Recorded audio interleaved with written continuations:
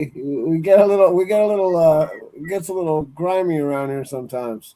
Yeah, man. I mean, Mitchell was standing on his square, like, you know, I ain't gonna get all into that, but he really was trying to stand on his square. I don't necessarily agree with what he say. I respect his grind though, and I respect any content creator that's on that grind. Yeah. So, man, that's why we got Pizzle linked in. We got Pizzle linked in on the channel, y'all. So I'm really happy and excited about that. Y'all just don't even know. Man, what's up with you, Jason? What's up with Raiders first down? Man. Man, we got something in Well, store for y'all. I hope y'all are ready for it. I'm gonna talk about it later after we do a little bit of the show because I know y'all want to get to it. We got a lot of shows to do today. A lot of people going on live because they're excited because the start of training camp. Let me ask, Twan, were you able to watch the Kubiak last night on his with his presser? I did dive into it, you know what I'm saying? And I also watched it again to make sure what I heard was what I heard. But Okay, we cool. can get into it, man. Okay, cool. Because I'm gonna do some high points of that, because I'm pretty sure a lot of people are already seen it. And what's up with my boy Frank Webb? Oh whatever. man, What's cracking? it's so like one of the first things that they talked about was the team first approach, removing the I from the verbiage. One thing um when you have a team, you got to have one heartbeat. I mean, those are like mantras you hear when you play on the team. You got to have one heartbeat. Take the I out of it, and like for me, it's like take the me out of it and turn that M around to a we. So take the we out of it. I mean, me out of it, and make it a we. And I think that's the kind of culture that we're building because it's always kind of been like that. Even when it came to the quarterback room, they never really isolated one quarterback until last night, and that was just to highlight something. It wasn't even to isolate them. So I'm happy to hear Coach Kubiak say that, because that's where it starts. You want to be able to play for each other. You don't want to be selfish. You want to be selfless. That's the way you win championships. Like you got to put your differences to the side. If you want to have a winning culture and you want to have a winning attitude and mentality, you got to take the I out of it. So, what do you guys think about that? You got any comments about that? Yeah, I think he's just making it plain what the foundation is, right? This is a new head coach, you know what I'm saying, that's coming in. They're trying to understand who he is, and he's trying to understand who they are. Right. So with that being said, he needs to say, hey, these is the you know what I'm saying? Not trying to be too spiritual about it, but these is the 10 Commandments of what we gonna do. These is the rules and guidelines on how we gonna move forward, however long we are gonna be together. You know what I'm saying? Because again, we know NFL is not for long. So you can be out, out of here too. You know what I'm saying? As quick as a phone call. So he's just setting the foundation, and I'm glad that he's trying to establish that. We don't need no egos. We don't need no guys that are shooting just to get their numbers. You know what I'm saying? We need guys that are trying to get wins. And sometimes when you trying to get wins, you may not get your yardage. You know what I'm saying? But you get the win, and that's what it all that's all that matters. You know what I'm saying? Is the win. Fizzle? Or no? You good? Yeah, yeah. I think that he's just like Twan said, touched on a little bit. He's just letting, and it's not even that he is putting it down like the Ten Commandments because that's what he is. You know what I mean? He's a very spiritual guy. He bought everybody Bibles. He did all these things. So you know what I mean? So he is putting down a line, like and there is no I in team, but like he said, there is an M and an E, and you got to turn that into a we. because the selfishness is what eats the team from the inside out. That's what erodes it. That's what starts the cancer. When I'm not getting enough attention, I'm not getting enough throws. It's not, I'm not getting this. That's not, you can't be like that. You got to just be patient and do it. When it's your number comes up, you got to step up. Yeah, like they say, do your 111s. Like, do your part, do your job. And it's dope that you said that because I always think about that when Kobe said it ain't no I and T, but it's a M and an E in that mug. Mm-hmm. And like you say, we got to turn that M and the E to a W and an E. Like turn that me into we, because we're not going to win it by ourselves. I mean, basketball is a little different because there's 5 players. On this, you got 22 players you got to count for, plus the 3 extra special team players, the holder, the kicker, and the long snapper. So, and a punter. You feel me? So, hey, so yeah, I'm really on board with that, and I really love how you put that together, Twine, like the 10 Commandments, because that is essentially what it is. Because the first person to act up is the first person gonna get drug out, and I hope Max really take this to heart too, because that means you too, bro. That means you too. If they want you to come off the field, come off the field, bro. If they want you to stop hitting the quarterback and stop bullying everybody during certain periods of practice, you need to stop doing that. I used to be like. It's funny and it's cool because it does test your teammates and it makes them tougher. But if the head coach, no, not necessarily head coach. Well, it should be, but if Kubiak is saying stop, then I'm like, stop, bro, because he really trying to get some things honed in. Like, make us tougher after we've been playing together for like a year or two.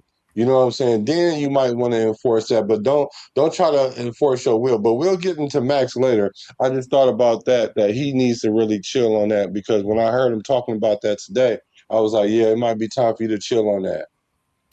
And there needs to be one chef. You know what I'm saying? And that chef is Kubiak. You know what I'm saying? We don't need no one else stirring pots at this point. It's really up to Kubiak on what ingredients he wants to put together and how, you know what I'm saying? And you got to let that chef cook.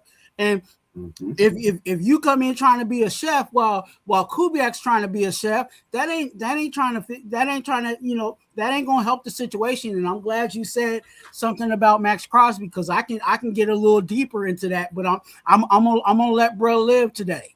You know what I'm saying? There is some situations where we need to focus on the team and not just personal accolades. Yeah, I agree, because stats only tell a story. It doesn't tell the story, and a lot of times we do get caught up in stats a little too much. But I do want Max to do his thing, but not at the detriment of the team. Yep. Running around with your shirt up, showing off your tattoos all the time. I don't know. That doesn't really. Well, we gonna get into that, because that struck me too as well. So the next thing he was talking about was they asked him about the health of everybody. And Kubiak essentially said, "Look, everybody's practicing, so that don't necessarily mean that everybody healthy. But what he's saying is, this is what I heard, that look, the people that was marginally injured or that need to recuperate, we didn't make y'all do OTAs. We gave y'all a whole 3 weeks off so y'all can get y'all mind right, y'all emotions right, y'all spirit right, y'all family right, all that. So once y'all show up, the expectation is here. Now, if you want to take mental reps over there, you probably gonna end up staying over there. You know what I'm saying? So look, if you're injured or whatever, and you're not on a program already that they have slated for you, then it's gonna be a ding or a knock against you. So I heard him say that everyone is practicing. And that's the expectation, because the expectation is the expectation. Yeah, I can agree to that. I mean, if you're supposed to be doing, they gave him that little break, like you said. It's go time right now. I don't want to hear like, oh, well, my wife's having a baby in the middle of the season. Like that's right. Like, not like you're not allowed to have kids or nothing, but that's a pretty big distraction. I don't care what people do, what they do. It's like this is a job too. You know what I mean? And it's got to be taken. And if you're trying to win, you got to take it seriously. You can't just be fiddling around and having other steps that you want to do on the side. You got the whole off season to do that. You know what I mean? Like, Yeah. I think, Yeah. and I think everybody, and just to my opinion and the way I feel about things is, I think everybody, even before OTAs and all that stuff, I think everybody, that wasn't there had a legit reason, you know what I'm saying, for the reasons why they weren't there. And I think, just him saying that everybody's there, at camp, that is what it is. You know what I'm saying? Like, yeah, I'm glad that everybody's in the building in whatever capacity they are. We know right now everybody's not full. We know the people that were injured and situations like that. So we know that, yeah, there might be still some nagging, situations with some guys, but they're in the building, and that's the thing that you want. We don't want, like you said, we don't want anybody just taking random vacations during times that they're definitely have to be there. So I'm cool with everything that has been said. I'm cool with everything that has happened before. You know what I'm saying? I know some people have different, of opinions on that, but that's perfectly fine. But yeah, everybody's in the building, and everybody should be in the building, no matter what condition they're in. Well, for me, the most important part is that they're in the building and they're healthy. You know what I mean? That's where we need to be at, and that's the most important thing. That's what we haven't gone over this enough. I think we've gone over plenty of those. Getting the max those last 2 games off, because to me it was crucial, because without those 2 games, we're looking at them 2-3 weeks or maybe even a month out, even further than we are right now. So, I don't know. I'm just thankful that we got that out there. You know what I mean? That we got them locked down early, and regardless of whether or not we planned on being here or not, it was the right thing to do. And not only that, it just shows that we're putting these guys in the best position to succeed. And if they don't, it's not the top, it's the bottom. So it is what it is. Mm-hmm. And even further, like we just talked about how Kubiak, and he's still doing it because it's early, but Kubiak is trying to set the foundation. So if you're a player and you're not trying to get that foundation, knowing that the foundation is the ruling for everything involved and how you run things and how you conduct things, then maybe this ain't the team for you. You know what I'm saying? Like, how do you build a house if you ain't got the foundation? So if the players ain't coming in to get the foundation, then hey, you know what I'm saying, you could be on the next flight out of here.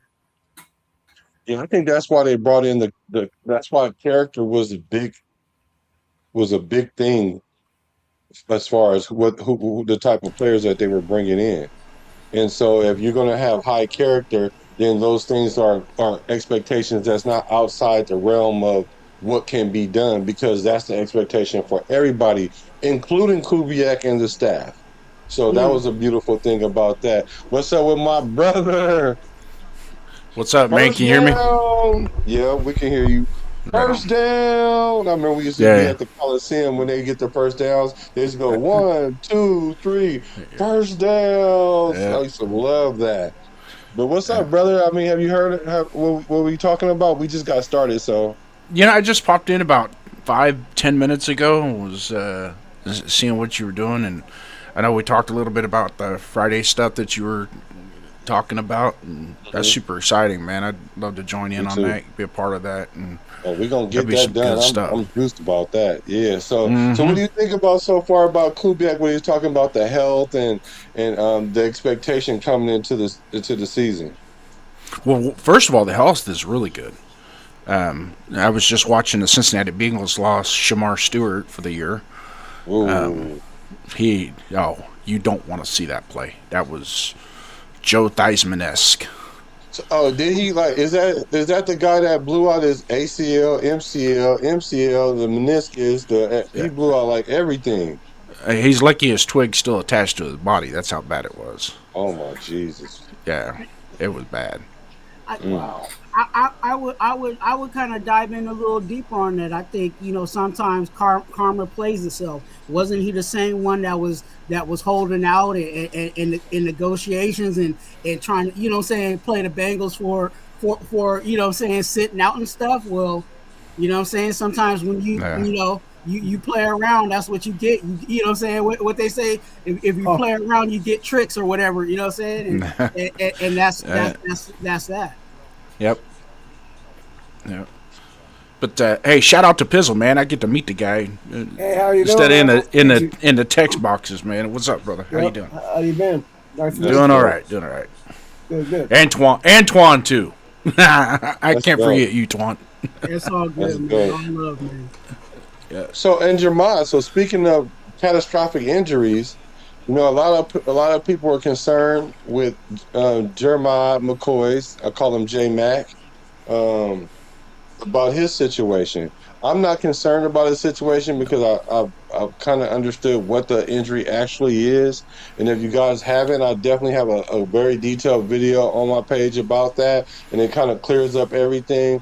And Dr. Johnson, they call him the Babe Ruth of doctors of those kind of surgeries. And he Mm-hmm. essentially said that the Raider Nation should be very excited about this situation and this kid. And we definitely got a steal here. So, they Yeah. said Jermaine's going to come in and he's going to get some reps off the bat, but they understand that he has been out a year, and that's one thing I said. Like, even if he wasn't like as injured as projected or whatnot, if you don't play for a year, you kind of don't know where you are. Now, that don't mean you lose all your skills, but you do have to build up that muscle memory, and you got to build up your endurance, Yep. and you got to work your way back into football shape. So, how do you guys Yeah. feel about your mind this offseason? Because they say you're gonna get rep with the ones, but they're gonna bring him in and monitor him. I guess I'll go Are you, first. Yeah, I'm not too concerned about him being with the twos and the threes. Just like you said, it's been 18 months since he's played any real football, any meaningful football, whether practice or game. So bringing him along second, third team reps, there's nothing wrong with that. What really surprised me is he with the Manassas kid from Cal running with the ones. That sounded really cool. I was like, yeah, I think people gonna get their chance to. I think people gonna get their chance to shine. I mean, if you mm-hmm, like I said, I'm not so much concerned about who starts because to right, me it's about packages.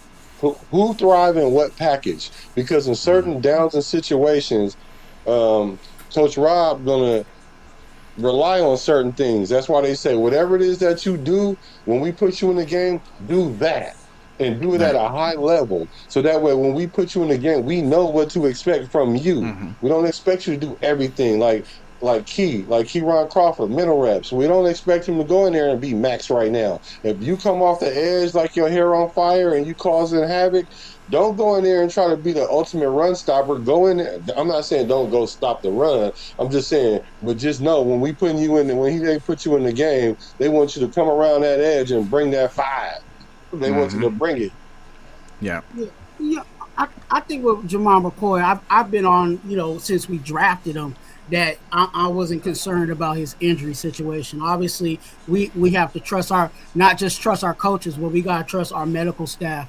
And if they signed off on it and said, yeah, we want him, let's go ahead and get him. And I also said at the same time, yeah, we would love to have him for 10 years, but hey, if he can be a starter for us for 2 years, you know what I'm saying? That's better than nothing, especially coming out of the fourth round. Now, I've seen, and I've seen his tape. I think that he's probably, in conversation of maybe being one of the top corners mm-hmm, in our room, just starting off based on his talent. Now, he's in a situation where, yeah, they've kind of babysitted him, and they're going to continue to kind of monitor him because they do got Guerrero and all the other guys that are going to be monitoring him and all the metrics that they got for to monitor him. So I'm not really concerned about it. He's just going to have to jump on the bike and get out there and compete and do his thing.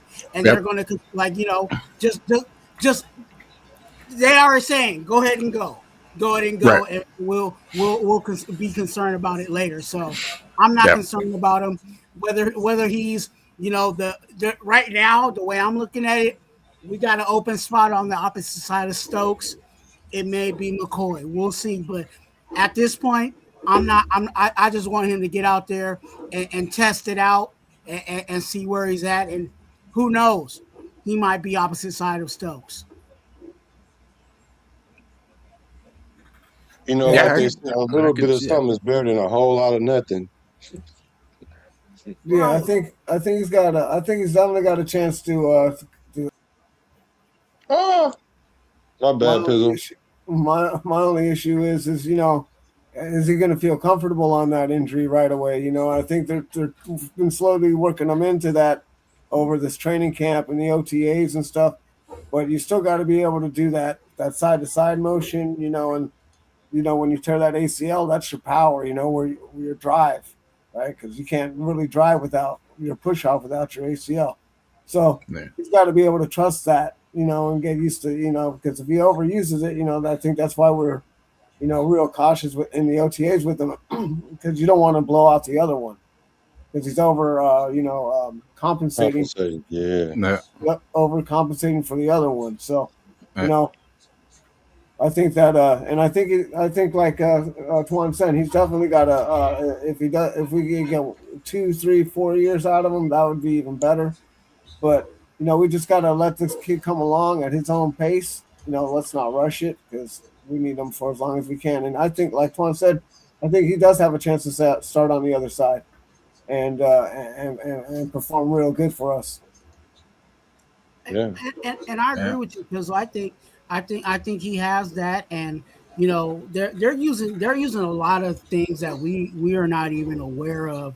You know what I'm saying, to monitor. You know what I'm saying, his steps and all of that. So we got to trust. We were in what, the 1980s. You know what I'm saying, Mm-hmm. a few years ago. We way futuristic with some of the stuff that they've been doing, even down to the way that they were drafting. We saw that, what I'm saying, in the episode of they using a whole lot of computer metrics and stuff like that to pick these players. So let's just trust the process. And again, they're in a situation where they're trying to let him go, and like you said, test out his body. And that's what camp is for. Hey, let's test this out so you can be confident in it. So by week 1 or whenever you feel you're really ready to go, you're off and running. So like I yeah, said, if we can get a year or two out of him, even at from that, with him being a 4th round pick, how many 4th round picks actually really stay super long in the NFL? You know what I'm saying? So let's just keep the metrics there. So if yeah, we get a good couple of years out of this guy, hey, it's a win. yeah. I also to kind of add, the monitoring his recovery from each practice and these contact. You know what I mean? That's important. And these guys that they brought in and their health and wellness, they're sharp with that. And so after a couple, 3 practices, they'll probably pull him aside. They'll maybe do an MRI just to double check, see where he's at, his overall health is, and do some flexibility training with him. And then, get a good shot at, you know, how is that bone plug working? Is it something, because everything that I gathered pre-draft, that bone plug surgery thing wasn't so much today or next year, but it's Mm. 3, 4, 5 years down the road. And when you commit that first round draft pick, it's a 5 year plan. And so a lot of people, and just like you said, Twan, how many 4th round picks have a long career? We cut 4th round picks all the time. It's not, you know what I mean? So to get him in the first pick of the 4th round is a gem, and there's 31 other NFL teams out there going, ah, crap. Really though. Well, to get Yeah. back to to how serious the injury is to even Phantom, like Twan said, we're back in the '80s where we're from. Like this injury would end your career basically in the No. late Oh yeah. '70s and the early '80s. You'd be Yeah. done They didn't really start coming out with this technology until like rebuilding your knee and stuff until like 88, 89, 90, Yeah. 91, right around the time when Jerry Rice blew his knee out. I mean, the guy who did Jerry Rice's knee is about 15 minutes from me in San Bruno. Yeah. My guy who blew his ACL out had the same doctor do his, and he's got a wall full of people that he did. Yeah. Well, it's like Bo Jackson's injury, his hip displacement injury that he had, where it severed the blood vessels, the supplying blood vessels. Right? Priest Holmes had the exact same injury and came back and played 4 or 5 more and had Pro Bowl years after the exact same injury. They were able to, he was one of those when he had his injury that they really dug into the science of it and the medical of it and figured that there are some things that they can do, especially with cadavers and things like that to bring that tissue back to a healthy level. Well, that's what they did with Aaron Rodgers, right? They gave him a cadaver ACL or something, right? His Achilles. Right. And I know somebody else has got I think somebody else got an ACL from him and ended up running faster. Was that Phillip Rivers or something?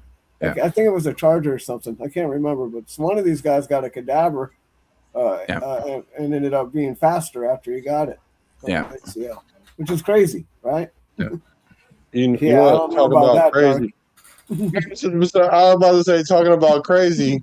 Yeah. We're gonna have a raffle, but none of y'all gonna have the real ticket. Yeah, no one's gonna get the 1K, man. That's good. Yeah, so you guys, make sure you guys hit the like button, man. Show the appreciation to the bar. You can't. Don't be a fare raider. Don't. You gotta pay your fare, man. Just hit the like button, man. And we got Pizzle. You can miss mine and go to Pizzle's channel and click likes on his because we're definitely trying to get him going. Because like I said, it took me a long time to get him to this point where he's on and he just really like, I'm like, bro, come on, bro, let's go. Because the season is hype, man. And you're a big part of it. So make sure y'all hit that like button. Yeah. On all of our channels. If the mods can put the people's channel up, each people's channel up if you can, if you don't mind. Do you have something to say? Oh, I thought you were saying something. Yeah. No, I was just agreeing with you. Yeah. So another thing they were talking about the competition, like the kicker competition, the guard competition. They're not gonna be in pads until like the 6th practice. They got like 12 practices. But one thing that Coach Kubiak reiterated was just because you start week 1 don't mean you're gonna start week 17. So it's gonna be a constant ongoing competition. And he one thing he did say that stuck out to me, he said, like, for you guards, like, you got to be solid in the pass game, but excellent in the run game. Solid in the pass game, but excellent in the run game. Mm-hmm. So that tells me that we are prioritizing running, which I already kind of knew that because all the people that we have, like even Linderbaum, he's better at run blocking than pass blocking. Because if there is a knock on him, people are going to say it's the pass blocking. But Kubiak sets up the pass so well with the run that you don't have to be excellent at that. But what we are going to be is what Pizzle say, but how we going to win the game? We got to stop the run and we got to be able to run the ball. And those are the things that's true. And I see that. So I'm very excited about that. What you think about that, Pizzle? Yeah, I call it being, that's what a physical team really is. When someone says we want to be physical and we want to do this, we want to do that. In order to be physical, you got to be able to stop the run and you got to be able to run the ball. Yeah. Because there's nothing more physical than putting your will and breaking the other man's will upon them. There's nothing more demoralizing as play after play after play after play. It just breaks them down, grinds them into the milestone. And then when we play, especially like if you're playing like a divisional team like the Chargers or the Chiefs or even the Donkeys, if you're doing that to them, then they're not looking forward to the next game because they know they're going to get demoralized again. That's the way. That's how we used to do these teams in the 70s and 80s. We used to grind them down. They want nothing to do with us. Yeah. Yeah, back in 1998, after a preseason game against the Arizona Cardinals at the Oakland Coliseum, we were fortunate enough, our tailgate crew, Coach Madden parked right next to us. And Yeah. after the game, he came out and hung out with us because the parking lot was still kind of packed up and he wasn't going to be able to get out. His son was driving, but they weren't. They just kind of waited a little bit, let the parking lot kind of ease out over on the 66th Avenue side. And one of the guys asked him a question. So, what do you think we need to do to get better? And this was Gruden's first year, and he ultimately said, he goes, you have to stop the run, and you have to be able to run the ball to be successful in the NFL, bar none. And it starts with that. If you can't do that, none of the other stuff is going to matter. So you have to stop the run, and you have to be able to run the ball until they change football. That's the way it's always going to be. Yeah, I agree with that. I agree. Um, so let me see. Oh, and of course, Fernando came up, and the question was about his progression. And let's take a look and see what they said because uh, Kubiak kind of explains it and let it be known. I have to show some of these clips because I don't know what many of our fans are ignoring the signs or not hearing what Coach Kubiak is saying. So this is kind of spelled out for us what he's saying about when it comes to Fernando. How do you chart growth for Fernando over the next several weeks? What are you looking for? What do you want to measure? Well, it's not just charting picks and completion percentage. It is, we've put a lot on his plate in this offseason. We expect a lot out of him as these practices start coming. So the thing that stands out to me is, he's going to have plenty of adversity like his teammates. And how does he deal with it? Does he make the same mistake twice? How quickly can he correct himself? When he does make a mistake, what's his attitude like? What's his demeanor like? Those are really important things for quarterbacks. You mentioned, being able to watch a veteran quarterback.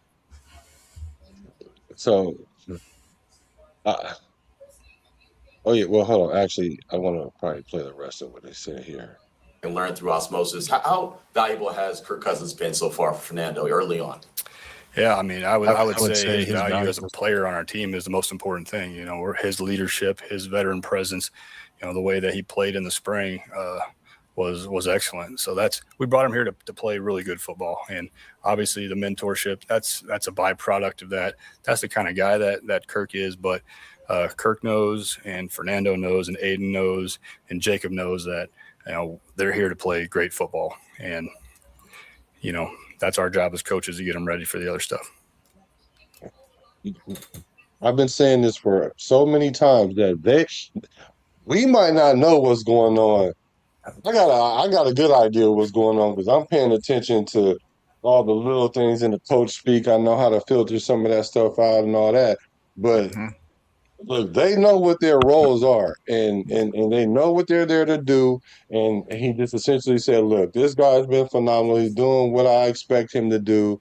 The whole mentoring thing is a byproduct of what it is that he's doing, and he's pretty much taking control of the reins of our team. And Raider First Down, you said something really, really dope when we were on the show. There's a difference between what you say, a mentor, and there's a difference between how did that go when you said A that? mentor and a tutor. Somebody that Exactly. tutors is somebody that you're gonna go to them, and they're gonna sit down and they're gonna coach you slowly about all the questions on the test. Whereas the mentor is just gonna set the example, and it's up to you to follow that example and gain the knowledge through. And they've even said it in the building, osmosis. He's gonna have to learn through osmosis. So you're not gonna see Kirk Cousins in the middle of a game, in the middle of a drive on 2nd and 7, run over to the sideline and go, okay, now Fernando, write this down. This is what we're going to do on this play. That's not what mentoring is. Mentoring is just basically setting the example of one, how to prepare, how to execute, and how to play quarterback at the NFL level. So use his, and Fernando's even said it in one of his interviews, is when he makes mistakes, I got to learn from his mistakes as well, but also the positives of what he does, and I got to really absorb that. Yeah, like that's really great how you put that together because um, that really makes sense. Go ahead, Twan. My bad. No, and my brother's right. Like how many times, like, and I think we have to put it really break it down to 101, right? Mhm. Fernando Mendoza is going to learn from Kirk Cousins' mistakes. Why? Because when after every Sunday, when they get back into that facility, what do? They all sit down together and they go Mhm. over the mistakes. Mhm. So we're going to see Fernando Mendoza is going to see, you know what I'm saying, when Kirk Cousins throws that pick or when Kirk Cousins does something that is a mistake. Because again, the QB coach and the offensive coordinator is going to say, "Hey, Kirk, this is what you did wrong. This is what I needed for you to do here." Blah blah blah blah blah. That's where Fernando Mendoza is actually going to learn from that situation. Mhm. And let's break it all the way down even further than that. Remember, it goes back to what we said earlier today. Kirk Cousins, Clint Kubiak is setting the foundation. He's not asking for his quarterbacks to go out there and be a coach. Mhm. He's asking for them to be a quarterback. The coach's job is to teach the players on what they're supposed to do, not the Yep. players. Yep. So that's why he's like, hey, when I tell these quarterbacks to go out there, I'm asking for them to play. Mhm. It's my job to teach them. And I'm saying, as Clint Kubiak, it's my job to be the coach. I'm not asking Kirk Cousins to be a coach. I'm asking for him to throw the heck out of the ball, Yep. and then everybody else on the depth chart put some fuel under that number one spot.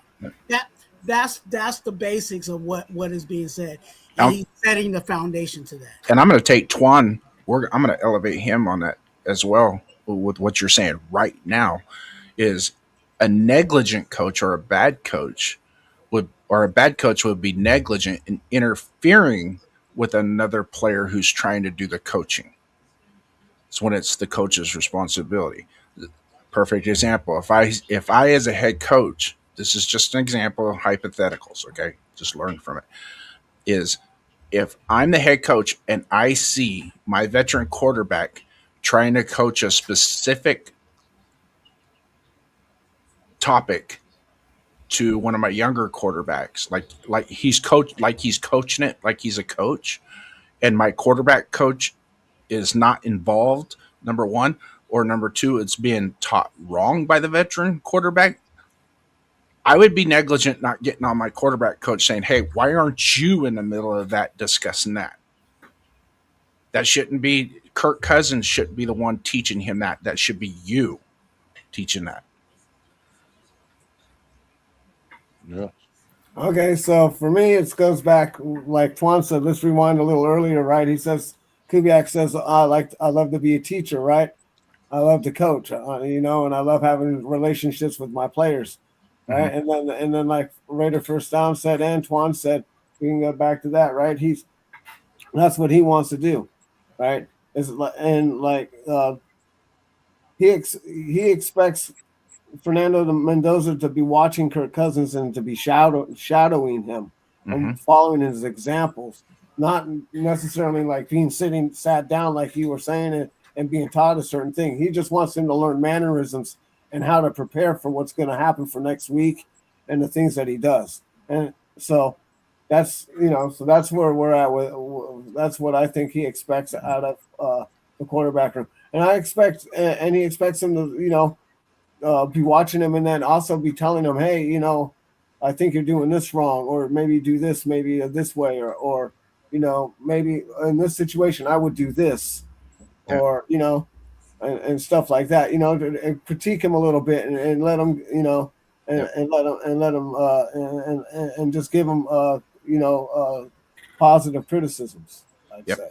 And every one of us has had a job like that before, where we get hired, we're brand new on the job, but there's a guy that's working there that's been on there a long time. He's savvy, and he doesn't really teach you all the tricks of his trade, but you watch him and then you pick up on it and you just get little nuggets and little pieces. Basically, you're building your own toolbox, is all you're doing. And that's all Fernando needs to do right now. Just build his toolbox. Yeah, he said he wanted to essentially teach them how to be a pro. It's not Mhm. about the X's and O's so much. It's like, what is your mannerism like coming into the building every day? How do Mhm. you accept criticism? How are you going to accept losing?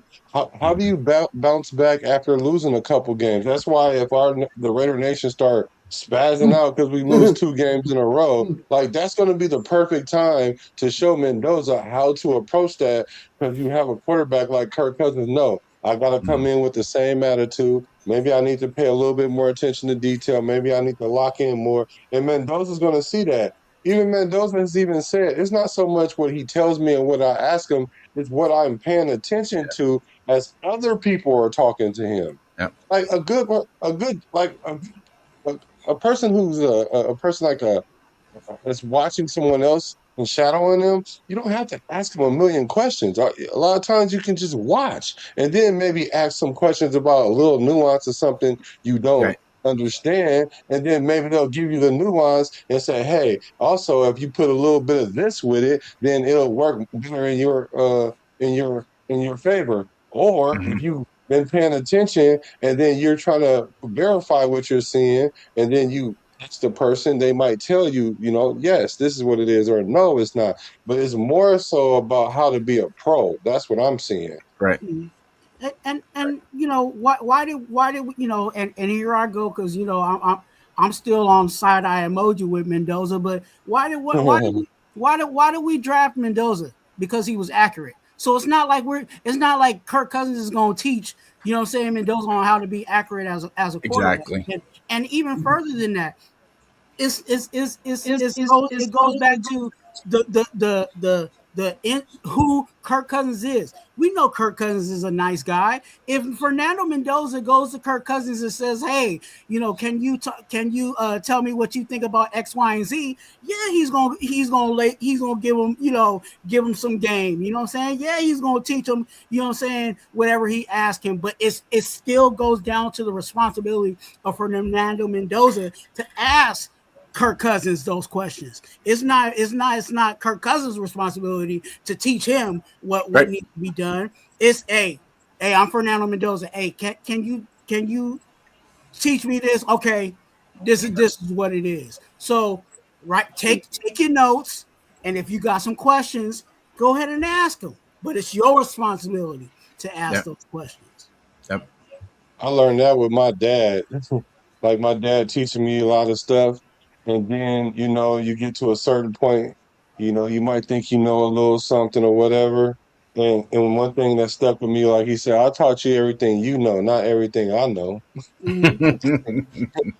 So Yeah. that's kind of how that works. I'm going to teach you what you need to know, and then it's incumbent on you to take your knowledge base a little bit further and be proficient at something. But don't ever get it twisted that I'm teaching you everything I know. You know what I'm saying? And it's not that you're being mean or anything like that. It's just so much information, years and years of experience. I can't dump it all in a half of a training camp or all in OTAs and all that. Yeah. I mean, like, that's unrealistic. Yeah. Yeah. 16 years of experience is hard to hand over to one guy in a week or a day. Yeah, he's not going to It's a, understand it because he don't even mm-mm. understand the speed of the game or what he's even seeing. Because people are saying Mendoza's smart; he can read defenses. He never read an NFL defense, and not Right. only No, that, big he's an difference. RPO. He's used to reading RPOs. That's like Yeah. reading the DN pretty much. He does know You how to know, watch game film though. yeah, he That's does. that's hard. That's the It hardest is. part. So Yeah. yeah, I don't know who said it on the panel here, but I'll just reemphasize whoever said it. But you're exactly right. What are the reasons? What are the qualities and reasons why we drafted Fernando number one? It's he has all those intangibles that we don't have to teach. Right? He's intelligent, super intelligent, right? But his the way he's a leader. Okay, The fact that the lights never got too bright for him when he was in college, right? That's hard to teach. So, I mean, it's going to be different in the NFL. Absolutely, I agree. But he's already got that foundation. He's already got a lot of those intangibles. We don't have to teach him that. We don't have to teach him how to watch film. He knows how to do it. He got really good at it, and we don't have to teach him how to mentally prepare for practice or mentally prepare for a game. He already understands those. Now it's just a matter of him getting all the new information, getting up to speed, learning the speed of the game, because it's obviously a way faster game. There's tons of intricacies. I mean, I was watching the Green Bay Chicago game, and the defense didn't move at all. They got set and didn't move. And believe it or not, I like Caleb Williams. I really do. I think that kid's going to be special for years to come. And he was able to recognize that they were in a base zone set. And at the snap of the ball, there was a switch on the backside, and he recognized it like during the snap. And it was like, holy crap. Because he was going to DJ Moore on the right side. It was going to be a right flat. And he recognized it, and he came back to the tight end on the other side just that quick, knowing that once that shift occurred, that his tight end was going to be on a one-on-one on an out route or an up and go route, and he was able to hit him for a nice gain. I was like, God dang. Those are the things that Fernando is going to have to learn. He's going to have to learn that what I see on the right side should tell me what's going to be on the left side without having to turn my head and look. You know what I'm saying? Does that make sense? Yeah. It does to me. Do we want our quarterback to be a teacher, or we want our quarterback to be a quarterback? We want our quarterback to be a good quarterback that sets a great example. He doesn't have to be the teacher. He has to be the big brother. Just set a good example. That's all you got to do. There you go. Be the big brother. Poppy Blanco, my brother. What's good with you, bro? So he's a New York Giants fan. So I don't know why he said we going 3-14. But my Frank Webb said I don't think that Cousins feels threatened by Mendoza because he knows the score. He's confident to allow him to help the kid out a lot. Yeah, when he first came in, he said if the best player should play. And I said this, I was like, because he knows he's the best player. You can see he exuded that confidence that he is the best player. So, and he also said, if the best player ain't me, then I don't want him to be me. Because he knows that it's time to hang up them cleats because he don't want to hurt himself going out there again. And not only that, I'm sure he got enough chicken to He's got chicken, he's got eggs, he's got roosters. Right. So let me this conversation got really good. We're at the hour mark already. Imagine that. Let's get into Hold on real quick. Go ahead. I'm just watching this picture, and don't get me wrong, I love Max Crosby, but I'm not. Ever since Kenny Stabler got traded to the Oilers, I was 8 years old when that happened, and he got traded to the Oilers. I learned then that you don't fall in love with the player, you fall in love with the team. And this right here, I know he's proud of his tattoos, but those are his. Why can't he wear a shirt that says Raiders? Okay, let's talk about that. You see what I'm saying? I think Pizzle was going to say something about that earlier, so go ahead. Go ahead, Pizzle. No, you can finish your point. I'm sorry, I didn't mean to cut you off, but no. I think I pretty much covered it. I just threw it there in a question form. Well, we were talking about this earlier, right? It seems like it's a more of a me thing with him, right? It's like, we understand you got these tattoos. It's like an attention thing. Like he's got to get all the attention. I don't understand what it is. I don't know. Maybe it's an ego thing. I don't know. Maybe I understand that he has idols. All of us have idols. Yeah. But those guys don't walk around with their idols. Well, they might have tattoos, but they don't walk around with them like You know, I understand. Like, I get it, but you don't have to be a billboard for Kobe and whoever else you got over there. Right.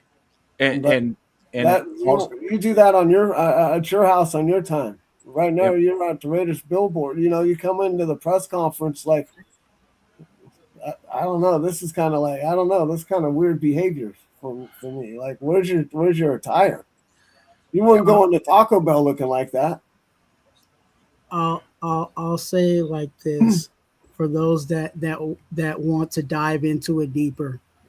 Just take a moment to listen to his press conferences and see what kind of vibe you get. Could I Me ask or you me. Including this press conference. Just listen to it. Okay, we're gonna I want a lot of I want tos. Is that what you're talking we're about? gonna we're gonna listen to it. Okay. Let's And do it. then, We'll dive into it after we listen to it. Go ahead. yeah, and so this is my approach to it about the tags. So for one, Max don't always come up there like that, and for me, um, when I saw it, I was like, okay, because it did catch me off guard. So that I had to ask myself, why would Max do that? And the thing that I came up with is this: Max has a chip on his shoulder. It could be Frito-Lay chips. It could be Lay's chips. It could be chocolate chips. It could be chip off the old block. I don't know. But what I do know is Max is pissed about a lot of things. And he's pissed that he got this, he has this attitude, right? And so now he's like showing everybody, like, you know what? The Max that y'all know and love, I'm talking about back in 23, that Max, this is where I'm trying to channel myself into right now. So this is what I'm doing. Now, is it outside the frame of the shield or whatever? I can see why people say that. I can see why y'all saying what y'all saying. But being that I understand how Max moves, and I'm not saying he don't need to temper some of it, but based on that, first day of camp, of full practice, he just like basically like, you know what? I'm about to let it all hang out and I'm about to give it all for the nation. And that's how I took it. So, but based on what Twuan said, I'm going to listen to it with an objective ear to see if I can pick up what he putting down. Somebody said Baltimore chips. Oh, Sacktown Raider Mike, he said, how did Poppy get a wrench? Well, Poppy Blanco, that's my guy. That's like my brother, man. And not only that, I did before I did just Raider content, I did all sports. So he's somebody I trust. I know he's not trolling me because he mean what he's saying, but he letting me know how he feel because I'm so ultra Raider and I'm so ultra Warriors. I'm so Bay Area that when he get his chance, because he's from New York, you got to understand East Coast to the West Coast is going to always be a little egging on right there. So that's what he's doing right there. He's a very respectful guy. Very um, he just high character, everything. He just giving me jabs right now. So that's what that's about. Yeah. No, it's not my bad. No, I'm glad you said something.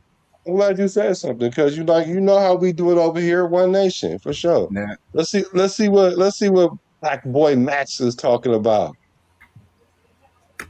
Max, there was a few times today where you got to the quarterback, obviously no pad, you can't sack him, but certainly doesn't look like there's any limitations on you. Yeah, there's a couple plays I wanted back. I felt just more mentally, I haven't gone full speed since last year, 2025 in December. So there's a couple plays I felt like I hesitated slightly, but physically I feel like I had no thought in my mind. I was flying around and moving, and it's all the work that's been put in, and there's so many people I could thank for that, but just taking it one day at a time, and it was fun to just be back out there with the guys. Considering all you've been through, how much more excited were you to show up today knowing that you were going to be able to do everything you could do out there on the field? Yeah, it's extremely exciting. It's been a long off season, but it's a blessing in disguise. There's a lot of things that I learned and grew from. And that's the beautiful thing about life. You have an opportunity every day to, either feel bad for yourself and make excuses and be a victim, or you can, stand up and rise and build and grow from those type of experiences. So I feel like that's what, has built who I am. And, I try to inspire the people around me. It's not about how hard it is, and not how, you could look at all the negativity and stuff that comes from it, or you just look at, the positives and the things you can grow from. And that's really where I just keep my mind at. So it was just awesome to be out there. I had so much fun. Just kind of joked about how he hopes that you take it easy on the guys in the red jersey. What are your thoughts? Yeah, I just I can't tell you how many people have come up to me already and just been like, all right, so in practice you can't do this. If you get I have a whole textbook full of rules that I got to follow, or I'm gonna get in trouble. But that's it comes with it. I practice one way, and I know that, and I know I push the line, and sometimes I go over the line. But ultimately, it's because I want to be the greatest at what I do, and I want to push my teammates to be the greatest version of themselves. So, when you get out there and bullets are flying, like, I'm not thinking about not going or not finishing the play, or what I mean. It's just not in my nature. So that's something I've been dealing with my whole career. It's not easy. But Clint grabbed me the first day, and Robbie, and I feel like every single human is like, hey, you got a second? Let me tomorrow. If you in this situation, I'm like, I get it. So you said you're essentially saying you're a habitual line stepper. And it shows also with this whole shirt off thing too. Like you're pushing the boundary. Like and so what do you got to say? Go ahead, Pizzle. He don't face any consequences. That's what it is. He's like a little child that's never gotten spanked or anything. You know what I mean? Like, he just thinks he can do whatever he wants to do, and he's running the show. It's Max, not the Raiders. That's just how I'm seeing it. I'm seeing a lot of just a lot of I don't know, selfishness right now. That's the only way I could kind of describe it. There's narcissism comes to mind, but is it that far though? Is it really that far? I counted like 7 or 8 I can see if he wasn't the best player on our defense. Like, he's a I don't know how to stop a play. I'm in the middle of a play. I don't know how to. Dude, what do you mean you don't know how to? He's telling you, but he's saying the reason why is he's pushing his teammates. And I also said earlier though that if Kubiak is coming up there saying something to you, yeah, you might want to throttle that down. But if you sitting there keep saying, well, I don't know how, then I agree with you, Pizzle, and I agree with the rest of y'all that feel that way. Of like, bro, if you can't tone it down, then what you're telling me is when they tell you to get off the field, you're not gonna get off the field. That's what that's telling me. And I'm like, bro, I hope that's not the case. You're a habitual line stepper. I get it playing football. That's kind of the edge you have. It's hard for me to kind of justify it 100%, but at the same time, I'm not going to go as far as and be like, you know what, bro, you think you better than everybody. I'm not going to go that far because I think he's doing it for the benefit of the team. He just got a weird way of going about it. He's going to get hurt. He's going to get somebody hurt is what's going to happen. Yeah. I still want to hear Twuan's version of how is he going to get someone hurt? Because it's not like he hitting the quarterback. Well, you don't know what he's doing. What if he hurts himself coming around the edge and the offensive lineman gives him a shove? And he shouldn't have given him a shove as doing a little extra protection. If you get hurt over a little shove, then you AOC Junior. Because things happen. And yeah, but you can get hurt going half speed too, though. So I'm not really like off board what you're saying. I'm just not practicing all the way though, dude. They're not going full out. They're not doing full out. They are. They're going at it. He's just pushing the issue. Like the reason why I'm saying that because I saw him. I wish I had the video loaded in here, where he was explaining because he was doing it to DJ Glaze. Matter of fact, he did the same thing to Jackson Power Johnson's too. Right, and that's why their relationship kind of soured for a little bit. But then what ended up happening is instead of Jackson Powers taking it personal, he took that as an opportunity to grow. So the following year, like which he's like the growth that happened between last year and this year is incrementally a lot because of he took it upon himself to get better. He's doing it to make his teammates better. So I get it, but then at this time, I also like, bro, you can't be disrupting the flow of the offense because Gruden had a problem with him from day one with doing it, and that's because it messes up your timing as a quarterback. Certain drills aren't meant to just be defeated. Like 7-on-7, 7-on-7 is not a drill where the defense is made to really beat the offense. You're supposed to beat them on 7-on-7. Yeah, sure, you can knock the ball down and all that other stuff, but you don't want the D lineman or because the D lineman ain't on 7-on-7, but you don't want certain things to happen and disrupt that rhythm because it's really an offensive drill. And Max is doing too much there. But I don't think it's to the point where he's like narcissistic though. Like, but then again, I don't know. It could be if you Is don't it want to his stop job to because coach, or is it the coach's job to coach? it's the coach's job to coach. All right, And I'm then. not justifying it, but what I'm saying is to go as far as to say that he think he's So this by up him here trying to with make it, his that's a little much play, for the me. play, his players or his teammates better, he's kind of like overriding what the coach is saying. He's like, no, this is what I want to do because this is how I want to do it. It's not the way that the Yeah, coach wants to do it. It's how Mad Max wants to teach these guys how to do it. yeah. I just don't think it's that far. I think that's an element, but I don't think it's that far because some He things just that you said it's do. that far. Yeah, No, I don't think he's saying that he better than the coaches. I don't think he's saying he is that. if he's saying that he wants to push them to make them better when that's the coach's job to do. No, no, but see on the field, the way you play is how you push your teammates. Because sure, the coaches Yeah. can give you the instruction, but as a player, you have to still be able to perform what the coach is expecting, Yeah, and you push your teammates by acting like that. And like I but said, I'm not justifying it. both players got to know but what the intention is. One guy's going out there with one intention in his head, and the other guy's going out there with another motive in his head. That happens all the time, bro. That happens all the time. It does. Now, to this level, I say no. It doesn't happen to this level. So I understand that it's concerning because, especially if he won't stop. Because if he Yeah. won't stop, then it's a problem. I think where the boundaries that we set, and Kubiak will figure this out too, is if he's doing it in the games and in practice, then that's just who Max Crosby is. And Yeah. but the red jerseys, when it comes to the red jerseys, that's a team thing. That's not a coach. That's the team.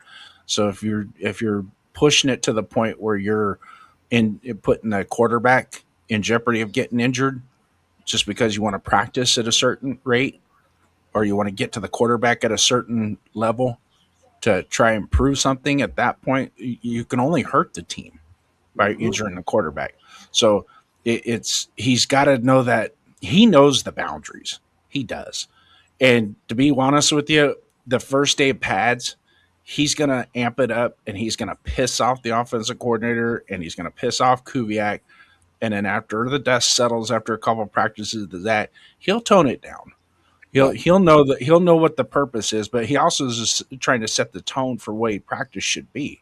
This Yeah. is how he's not. I don't think he's in the ear of the other players on the defense, telling them, "Oh, you got to do like I do." I don't think he's doing that. He's just setting the context of it with his actions and the way he plays. My only concern with the press conference is, and like I said, the artwork is beautiful, love it, right? But it's your artwork.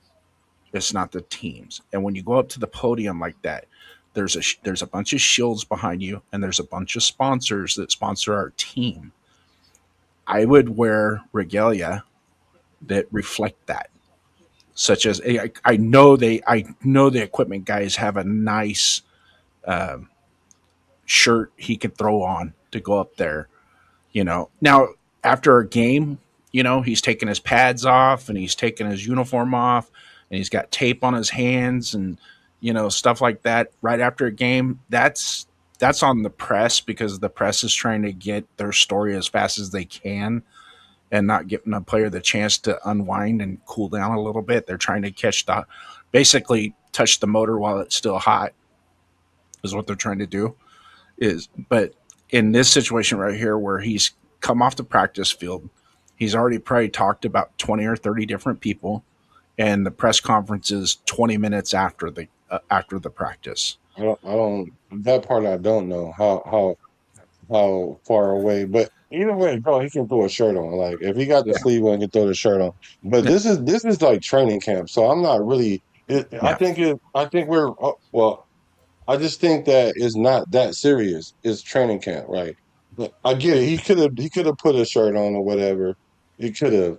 But I just don't think it rises to the level where I'm gonna start docking points from him because I know he's not hitting the quarterback in practice. Just like you guys got to understand who we talking about. He has the Mamba mentality, right? Right. So even in practice, Kobe used to push these players so hard, even so much that him and Shaq got into it, right? Yeah. And Shaq had to leave because Kobe used to push his players and his teammates in practice so hard that when the game comes, this is easy. And even Coach Kubiak said that they want to make practice so stressed, put the stressors on them so hard that the game on Sundays is easy. Now, Max being the player, he needs to learn when to temper that. Because, like I said, I'm not disagreeing with you guys totally. I'm just saying, I just know that in his mind, he's like, I'm pushing my teammates to a point of perfection. And you can only do that on the field, not while your coach keeps saying something to you. It's got to translate on the field too. So he got to find that fine line. And if he doesn't find that fine line, then it will be a detriment to the team. Because just like Kobe, it was a detriment to the team because had him and Shaq got along, they would have won 1,000 championships. But at the same time, Kobe like, look, I put this kind of work into it. If you're not going to do that, then hey, I have little to no respect for you. So I don't know. It's not a red flag, but it's definitely concerning when you have someone that we're identifying as a leader. I don't know if you guys want to categorize this guy as the face of the franchise, but you have him as a leader.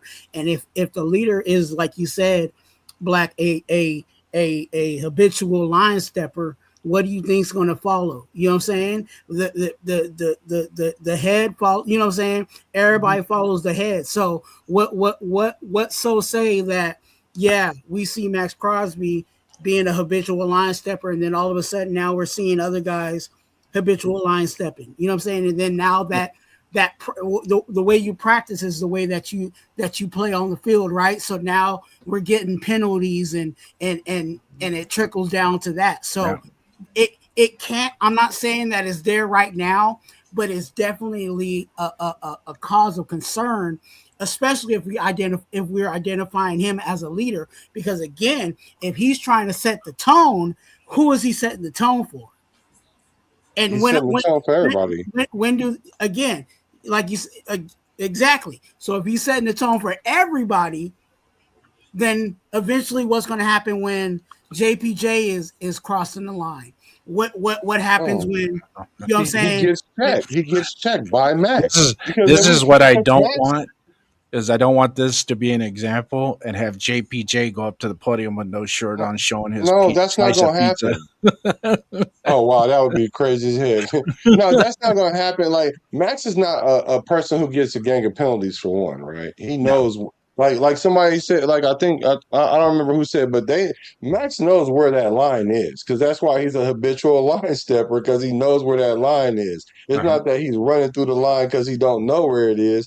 And then as far as other people doing it, I agree with that, like in logic, right? But if I look at how it's always been, Max has always been like this, and I haven't seen other players just decide that they were going to take that path too. So I think Max has earned the right to be like that, but you gotta be aware of it because, like you said, who's to say that JPJ won't come up there one of these times with a slice of pizza? You know what I'm saying? Like then we gotta be like, well, where did that come from? And then we gotta blame Max. Now he'll go up there with a drink Why not just like some Woodson fucking some Woodson whiskey or something? Yeah, but that would be dumb. Yeah, and the biggest in the total Not context a of shot it of is whiskey though.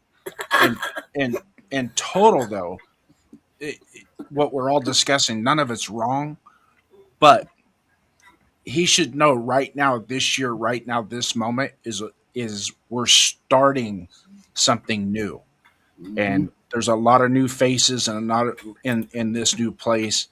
And if he goes up to the podium wearing a Raiders shirt, to them that says he's up there for us. He's talking for us. Yeah, You see what I'm saying? I see what you're saying, but I wouldn't have taken it like that because I know how Max is. Like I wouldn't have took it like that. I'd just be like, I know I wouldn't walk up there with no shirt on, Yeah. but I know that's how Max is. So really, me knowing Max, okay, let me just let Max be Max. Now, if we come out, we find out we end up at 3-8, and he's still acting the same kind of way. I'll be like, dang, bro. I mean, like now, all these things that people were saying has legitimacy. Because that right now is not legitimate as much because it is legitimate. I mean, I'm not because remember, wait, where I'm at with it. Hold on, I'm gonna give it. Pizzle, I'm gonna give what you're saying 2 ice cubes because I'm not discounting what you're saying. I understand what y'all saying. All of you guys, I get it. But I also understand that Max is just doing that because he's at the point now. Like I haven't been healthy in a couple years. I got traded. They made an excuse not to keep me. The Raider fans is mad at Flock Nation.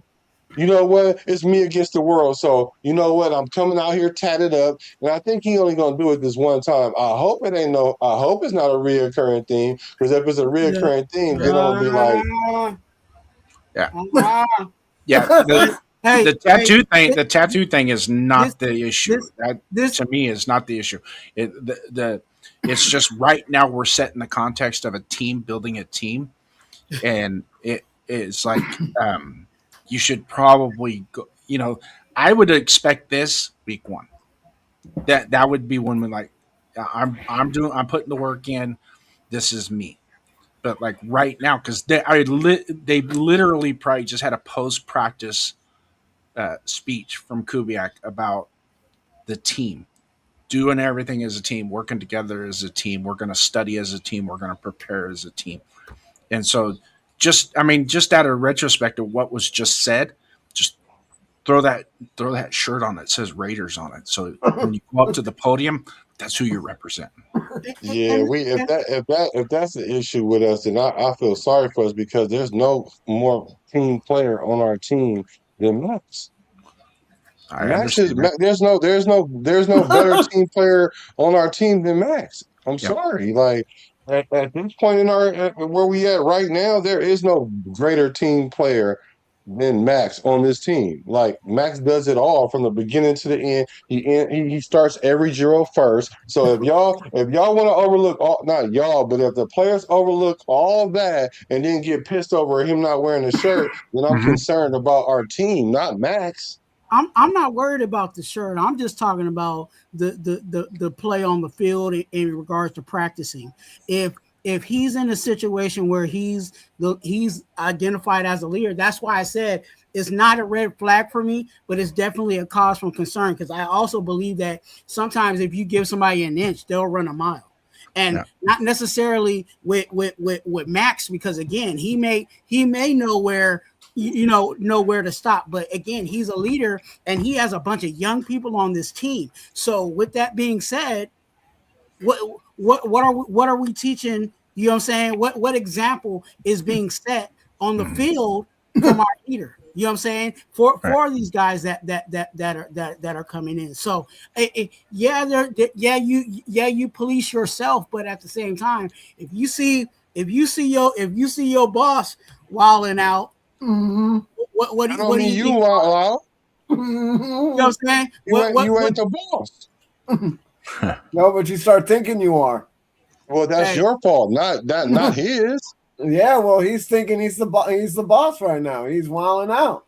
No, I'm just saying, like, if you think you have enough cachet to act like Max and you don't, that's a you thing, not a Max thing. Now, if the coaches come to him and say, "Look, Max, we want to have this uniformity, right?" Because I get the uniformity. Mm-hmm. You I shouldn't have need to you to tell turn him. it down. I need you to turn it down. Well, this is how Max been his whole time he's been here. This Right. is not new. This ain't the first time we seen his ink. Like that's why I'm like we act now. I'm shocked that it's a thing, but I understand why it's a thing though. But I'm like, okay, well, it's training camp, so I really at the thought he end of was the a day, Raider I'm not though. tripping. So what is it? I'm fine with the shirt. What is him not wearing a shirt makes him not a Raider? Because he's not with the That's not. program. He's not on the program, bro. He's on a different he's on Max Crosby's program. He's not on the Clint Kubiak Because he's not program. wearing a shirt? Yeah, because he's Yeah, doing that's whatever too he much for wants. me. That's too much for me. I guess it's too much That's for too you to much put for a me. shirt on and represent your No, brand. it's too much for me to Then I think the guess it's too franchise much. gonna fold because he's not And the wearing the guy's shirt. acting like he's in high school right now, like he's back in college or something. Yeah, well, He's not at let's a frat party, bro. He's at a press this stuff conference. has nothing to do with a frat party. This is just him being who he is. Like, and if it's too much and it affects the team, how they play, I'm scared for the team for one. It's the image, dude. But It's it's the being image. the It's image. a Raider image. So why wasn't everybody had this smoke for AOC when he said he wanted to be on another team then, or he want to be Because a they ain't starter? me. No, I'm I just gave him. saying that I think that's more detrimental. I think that's more detrimental to say than Max not wearing a shirt. Yeah. Like to say, you know what, I want to be a starter in this league. Like, yeah, okay, that's fine. But why are you saying it now? It's inappropriate. Just like it's inappropriate for him not to wear a shirt right now, right? It's inappropriate. I get that. But I'm saying, how far is it inappropriate? Is it inappropriate to the point that the team can't function? Because if they can't function because he's not wearing a shirt, then I don't know like I about said, I that, feel but sorry. I might slap him with $100,000 fine though. Let me finish with Max talking No, it's about. just a lot of times when you're doing the team thing and you're building the team concepts and everybody's a team, we're all a team. Exactly. Just represent the team. That's all. Exactly. If you, I mean, So if everybody that, should wear the now, same kind of if his haircut. teammates don't have a problem with that, and it shows, and only time will tell whether or not it shows. If they buy in, hey, that's just the way Max is. That's the way Max is going to be. Then fine. Then I'm good with it. Everybody's good with it. But just knowing that today's the first day where the team has come together. It's the first brick of the foundation. It's being built today. It doesn't hurt to just throw on a shirt that says Raiders on it, and in that way, you're coming from the perspective of I'm here for the team. If we don't know that already about Max, then that's a problem. If we don't know that he's team, then that's a problem. If we don't know that Max is the consummate team player, then that's a problem. But there's Especially guys if on we're, especially if this we're, team that haven't been here that are brand new. man, they know who Max Crosby is, bro. Okay. They know who Max Crosby is. This ain't the first time they've So seen Max Max gets Crosby. special privileges, right? Max gets special Oh my! privileges It's not because he's about Max. special privileges. It Because is. if that's the case, so okay, so do you think Max outworks everybody? I don't know if he does or doesn't, and that's All right. that's There's not probably some guys on that. All right. There's a couple guys on that team probably work just as hard as he does. Now you don't never hear it. You don't never hear about nobody else being in the office, being in the building first and last, like Max, or playing from snap to snap, from quarter to quarter, and all of that. There's matter of fact, who is the player we talking about? Because Max been doing this for 7-8 years now. Mm-hmm. So I'm like confused. Like I didn't know it was this big of a thing. But hey, like It's you said, to me, it's not time that will big of a tell. deal. To me, it's Time will really tell, not. though. It's really not that big of a deal. I don't, because I've seen him in a press conference like this multiple times, and it's just that's who he is, and I already know how he is. So he's proud of who he is. I'm proud of who he is. But I'm thinking from the concept of because where we're at right now as a team that we're building from, we're trying to get that team aspect going. Is it would probably look a lot better had he just thrown a Raiders shirt on today. Next week, if you want to go up to the podium without a shirt on, fine. But just do What's it the today. difference? So that way everybody's like, all right, you know what I mean? It just that way, and it deflects. It's a visionary thing. It's not no. I could close my eyes and listen to the press conference and hear the same thing. Now, what's the difference between this week and next week? It all comes down to when the team starts to gel, when everybody starts to, because the players on the team that we brought in don't they don't know Max as well as you would think they would. Okay, so there's a lot of team camaraderie building, doing the practices together, post practice, all that stuff, to where that these guys got to really get to know each other from snap to snap, play to play, meeting to meeting, lunch to lunch, dinner to dinner, all that stuff. So it just, I don't know. To me, it would have just made more sense. But hey, if like you said, and I agree with you, BDQ, on this, if the other guys don't have a problem with it, if they just sit back and say, well, that's how Max is, then fine, go for it. And that's just the way it is. But from my perspective, it seems like kind of like when I played, if one of my teammates, we had team socks, uniforms, shirts, everything was team oriented. And if one of my teammates showed up with booty socks on it for a game, I was like, man, the coach tells us this is what we're going to wear, and all of a sudden you're not going to wear that. How are you more special than I am? Okay, so let me ask you that. Yeah, I absolutely understand that, because I had one coach that didn't really care like that, but then I had another coach where Mm-hmm. we all had to wear the socks the same length. We all got to have our shirts tucked in all the time. Mm-hmm. The uniform got to be, everybody got to look the same, exactly the same. Mm-hmm. And guess what? Both the teams was booty. But I'm just saying, like, I'm like, if something like that is, if something like that, no, like, I understand the reasoning for it. I get it, because there's no one person better or bigger than the other. I get Right. that, right? Right. And if you, but I'm like, if I see a player wearing short socks, that ain't about to make me go out there and underperform because he get to wear short socks and I don't. That's not gonna make me underperform. Not me. Yeah. But the thing of it is, and in my situation is, I had the team socks on. I just pulled them down.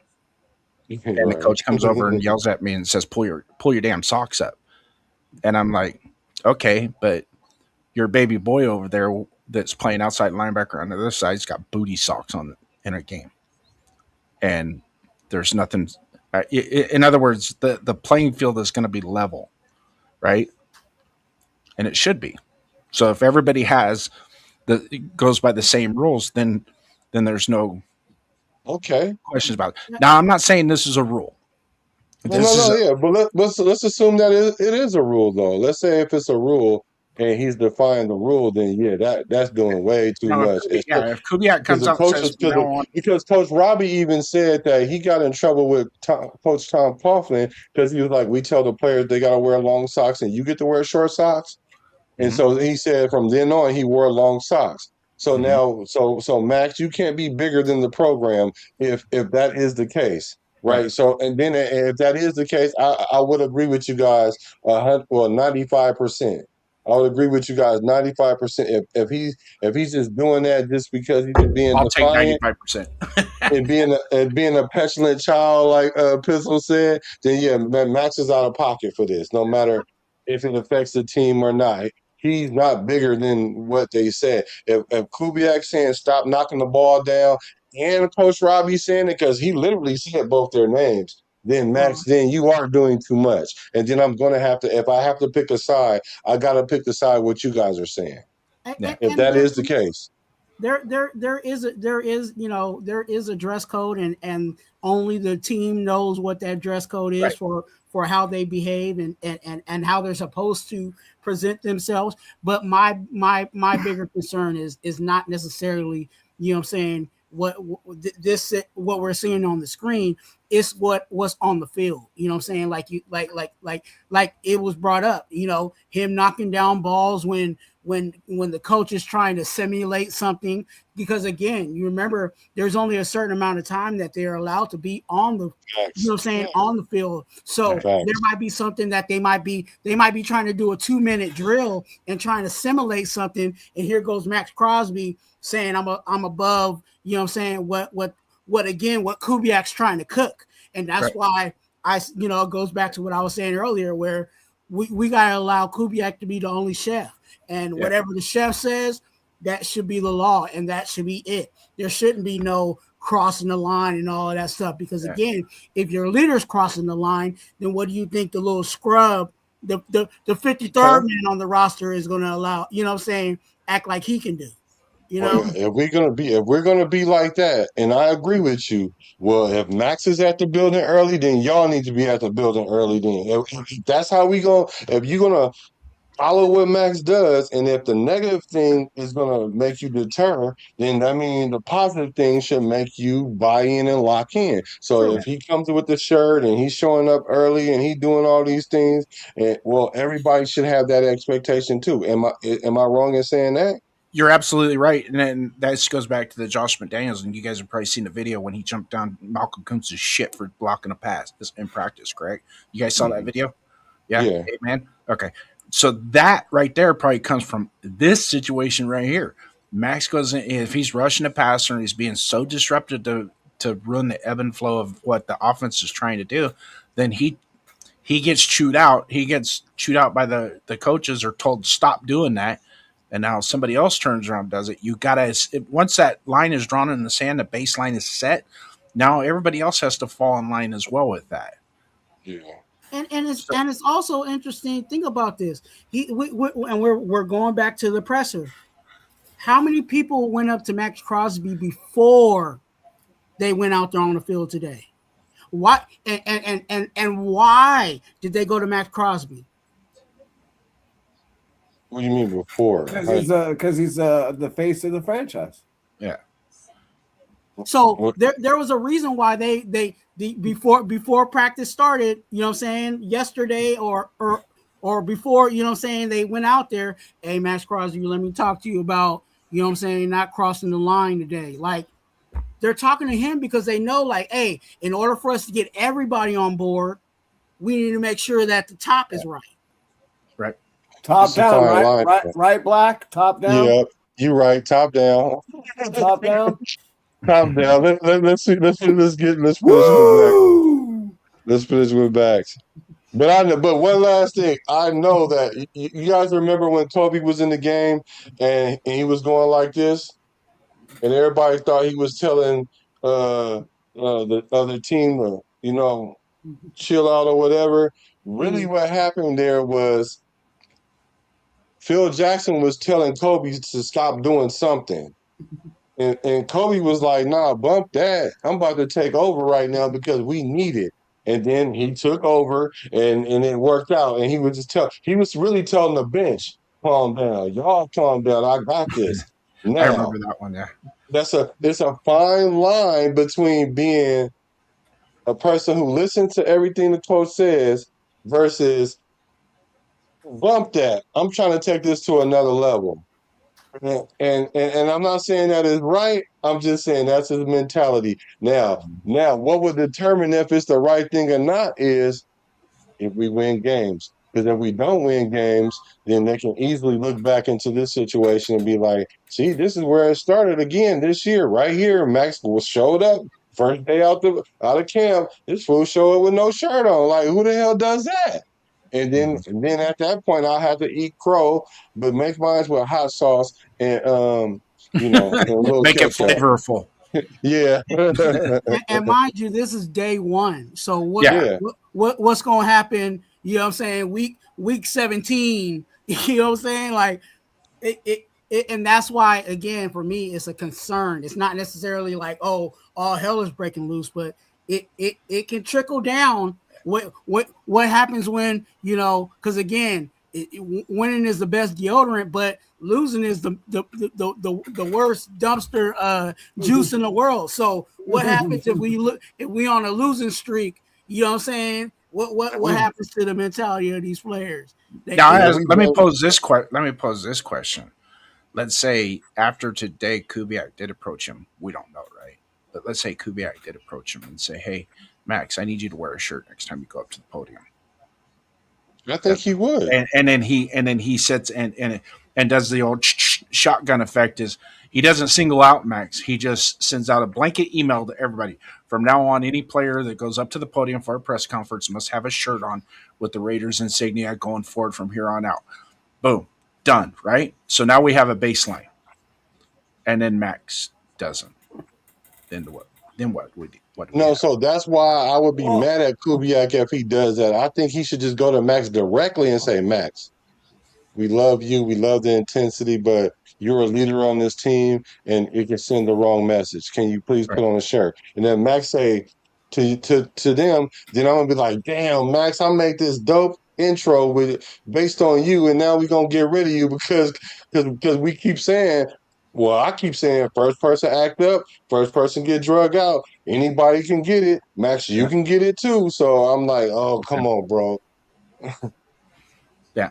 And I like your format as well as too. I mean, but I know sometimes bosses or managers do what they call the shotgun effect instead of just being. But I, like, if I was Max in this situation, I would prefer the coach to come up to me and say, "Hey, you need to put a shirt on next time you go to the point." Because I would take that personal. Because I'm like, y'all know you talking about me. I'm the only one that did it. Don't come in here talking about if anybody does he said this. he would approach him first and then send out a blanket email. Right. That's how I would. There we go. There we go. There we go.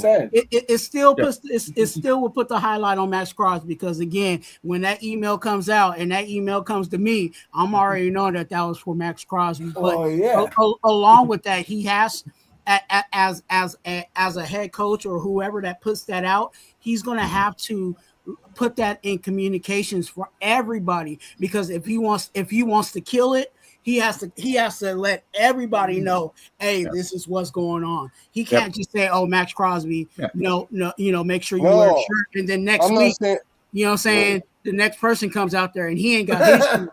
That's not going to happen. So he has to let everybody know this is what it is. That ain't what's going to happen. I'm just saying he should go. If he go to Max, he can go to Max without the whole email thing. But if he wants to do the email thing, make sure you go to Max first, because what's going to happen is, if you just come in one day and start handing out a piece of paper and everybody know you talking about Max, but you want to go passive aggressive about it, Max going to have an attitude, because I would feel some type of way. I'm like, well, why you just didn't say it to me? Because this doesn't really involve the whole team. But it does. It does. In that conversation, Pizzle, in that conversation, when you have that conversation with Max, it's like, hey, just to let you know, once we're done here, I will be sending out a policy to the rest of the team so they all understand as well that that's not to be tolerated again. There are some franchises that have code of conduct when they go to the press conference. There's certain questions they can ask, certain questions they can answer, in what context they can answer, and they have media guys that tell them, hey, if this question is asked, just refer them to this person. Don't answer the question. Just little things like that, little tidbits. There's an etiquette in which they have to perform in front of the media as well. It sucks because I don't care. As long as you score touchdowns and sack the damn quarterback, you want to run around in a thong, I don't give a shit. Just make a tackle. Whoa. Like Belichick, there was a Patriot way. You can see it week in and week out. They was answering it by the book. Mm-hmm. But let me play a little bit more, because I didn't know we was gonna get stuck on. Hey, we cooking, man.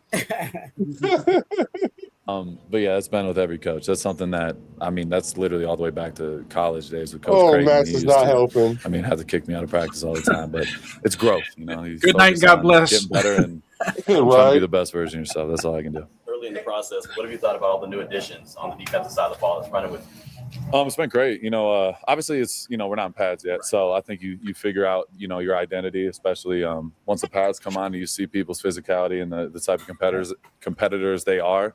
But it was awesome just seeing, but it's a funny story. It was back in back in OTAs, but I was out there doing a walkthrough and I'm getting in a stand. I looked at him and started just laughing out loud, and I don't even know why, but he's like, "What are you laughing at, bro?" I'm like, "I've never seen a linebacker that big. Like, I've never played with a linebacker that looks like the size of me."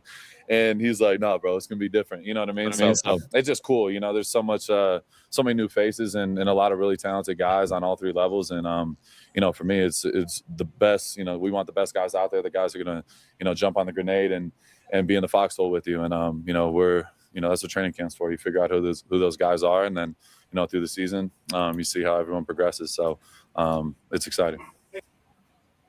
I love the military references as he's out of chain of command there, and he's dressed like that. Come on. I was just about to come into y'all locker room and be like, "Kumbaya," but because when he said it's going to be different, right? So that means, Max, you got to do a couple things differently. I mean, I get, like, trust me, I get what y'all saying, but you don't want to dim, especially Max's fire. That's not the person you want to dim his fire. That's not the person you want to do that to. But if it's at the detriment of the team, then I'm with you guys for sure.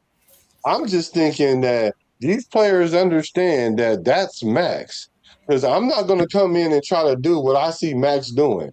Like, if Max came into the meeting room with no shirt on, and everybody else got a shirt on, I'm not going to take my shirt off or just come to practice. I mean, come to the meeting with no shirt on next time because I saw Max do it. But that's just me. But then there might be some players that really think that. So everybody ain't me. So you guys are right. Just because I wouldn't do it don't mean that. Because now, like you said, Quay might do it.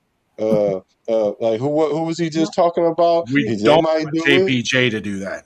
No, we don't want him to do it. I'll give you a great example. Black. Hey, Black. Who's the guy that we just drafted that you gave a nickname to? I gave all of them nicknames. Mental reps. Which one? I got one for mental reps. I got one for bad intentions. Bam. Okay, there we go. Okay, you're right. Mental reps, right? Mental reps. What? Yeah. Who's mental reps? And Raider Twuan. That you know what I'm saying? He got my same last name, but you know what I'm saying? Yeah, you might see me in his jersey. Anyway, as I digress. Yeah. What did he say that he was going to do? He wanted to be like Max. Okay, you won. You got it. You won. So do I need to, you know what I'm saying? Do I need to start taking my shirt off? You know what I'm saying? You got it. You got it. Hey, next bro. podcast, y'all want to come on here with my shirt off, showing my tattoos. You got it, bro. And I think this is a good time for me. I think this is a good segue for what I was talking about. We're going to do a debate show. It's called Fight or Flight Club, and this would be a situation where I would have to say flight, because you're right. You know what? You're absolutely right. You're absolutely right, because someone like Raider Crawford is impressionable.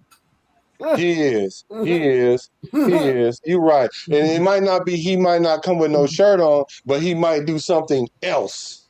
You know what I'm saying? That's out of alignment. Because if you move the line just a little bit, after a while, the line is over there now. So, you know what?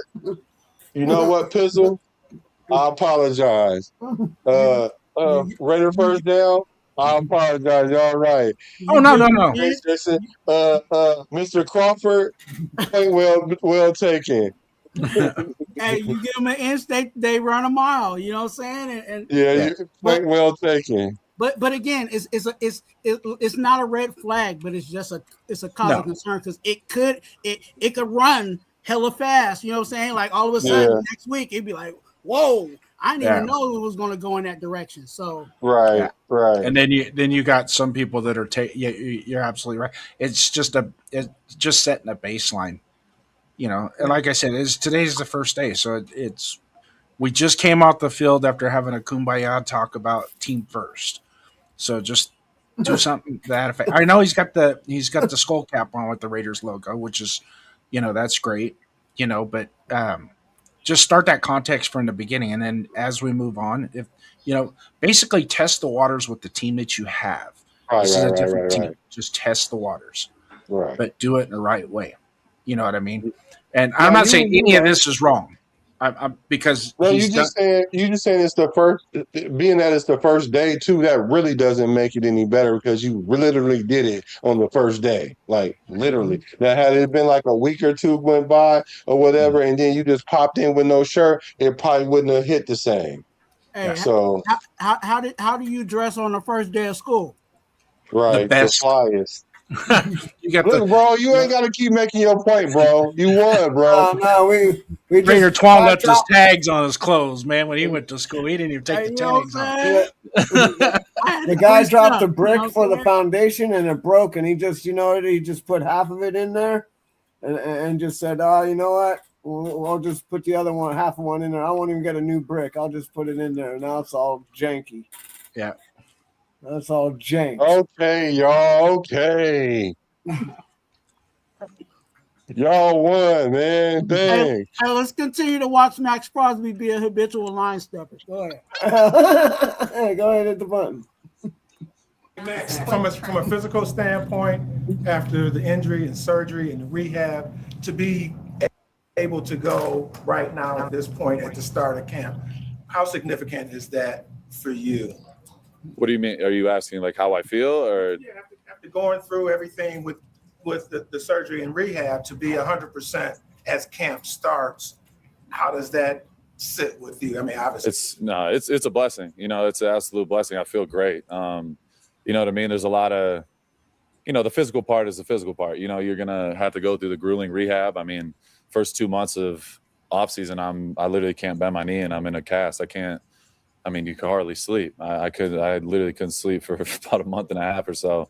So you can't move your leg, you can't walk, can't put any pressure on it. And like, I'm so used to being so like self-efficient and self-reliant on stuff. And I got to ask everyone around me, like, and I feel like an irritant, you know what I mean? Like that part of it's that nobody really gets to see is like Rachel's, doing double, triple time, taking care of the baby. And she's also taking care of me. I'm like a big ass baby. I'm stuck on a damn couch. I can't do anything. And you know what I mean? It's like that, those are the things that people don't really get to see.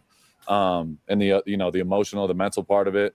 And it forces you to, make a choice of like how you're going to attack, the whole process. So, it's been, I don't know, over 7 months now. And, we're out here and the goal was the goal. And, we're out here flying and I feel incredible. And it's not just me, you know what I mean? It's obviously, I'm the one that's got to do, all the work, but ultimately there's so many good people in my corner that help me along, the process this off season. And I can go on and on about those guys, but I didn't do it alone. And obviously Rach being, the mother of the year and, wife of the year, taking care of me and helping me during the whole thing was incredible. So it's a blessing, man. I love this game. And, I heard all the noise and all those things, but, everyone knows like, my back's against the wall. That's when I'm at my best. I love the pressure. That's what I live and thrive on. So it just added points and gives me a little bit more reason to go out there and whoop ass. A quick turnaround, Max, a quick turnaround coming back to Vegas. What does the city mean to you now after everything you've been through this offseason?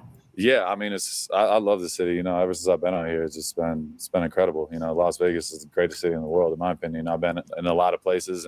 Oh, wait, hold on. What? Where? And, they've always had my back. And it's not just Vegas. It's Oakland. It's L.A. It's, Raider Nation runs deep. It's all over the world. So all the fans supporting me. I appreciate it.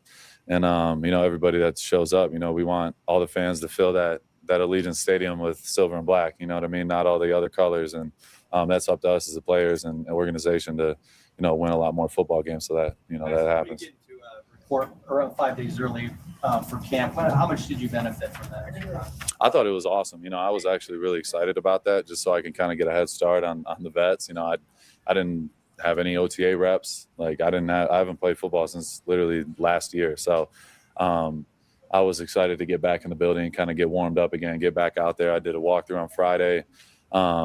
with all the rookies and, doing all the, all the workouts and stuff with the rookies. So I felt like a rookie again, which is a little weird, but it was awesome, just kind of get my feet wet, before the vets got in town. Okay.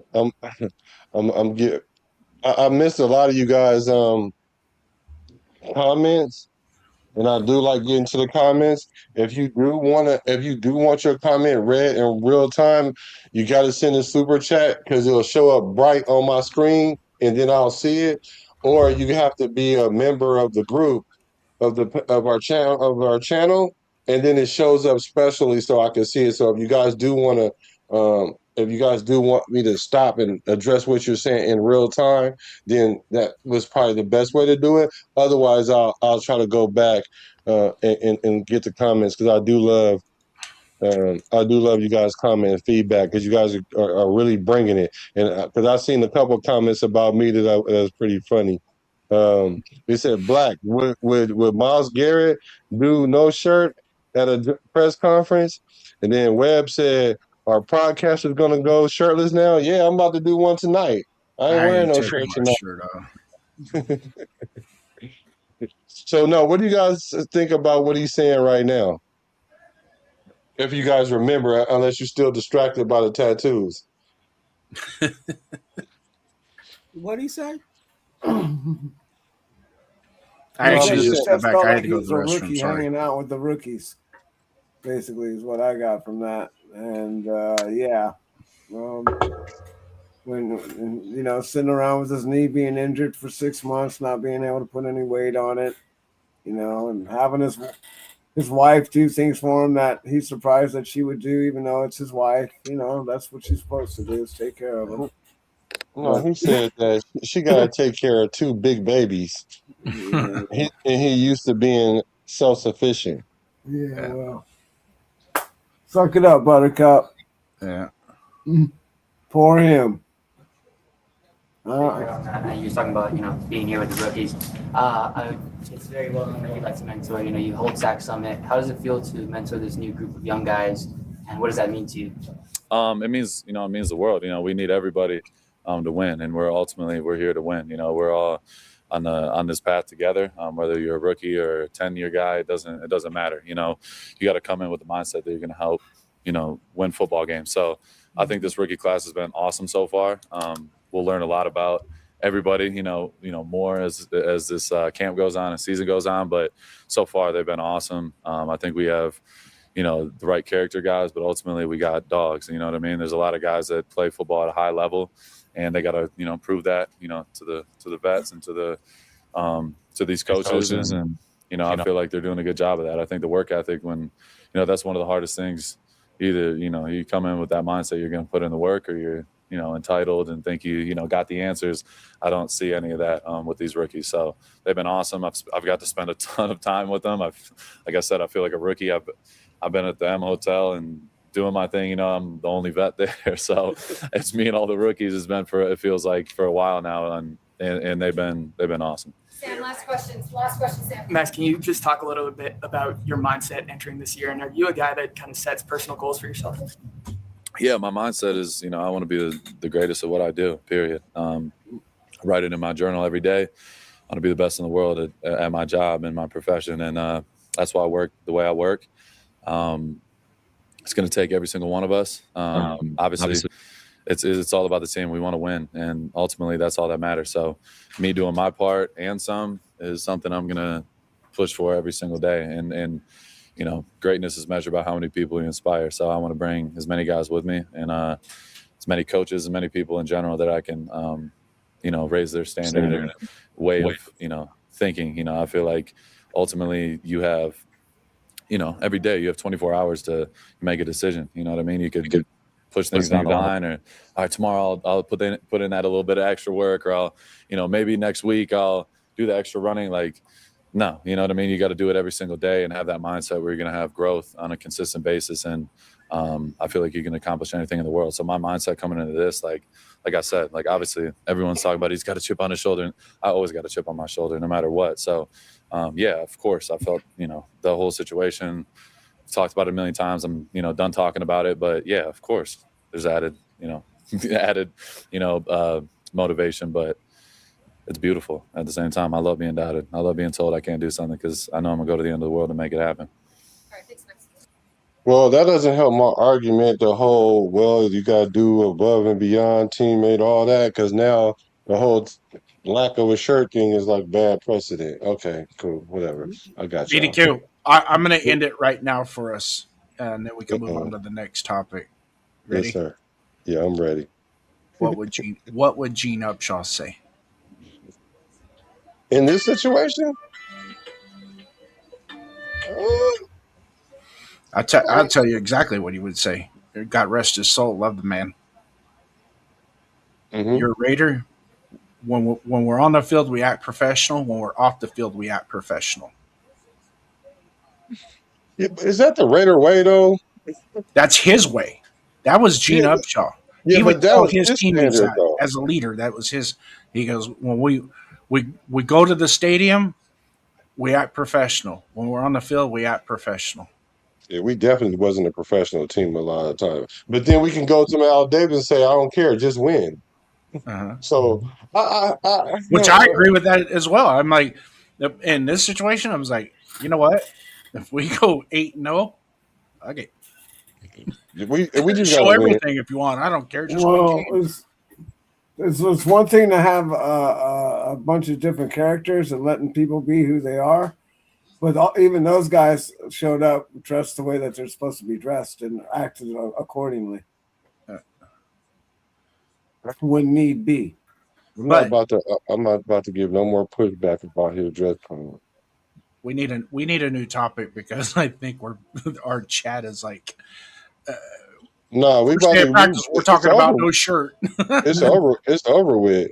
Yeah. That's what I'm saying. I didn't know it was that big, but I see what you guys are saying.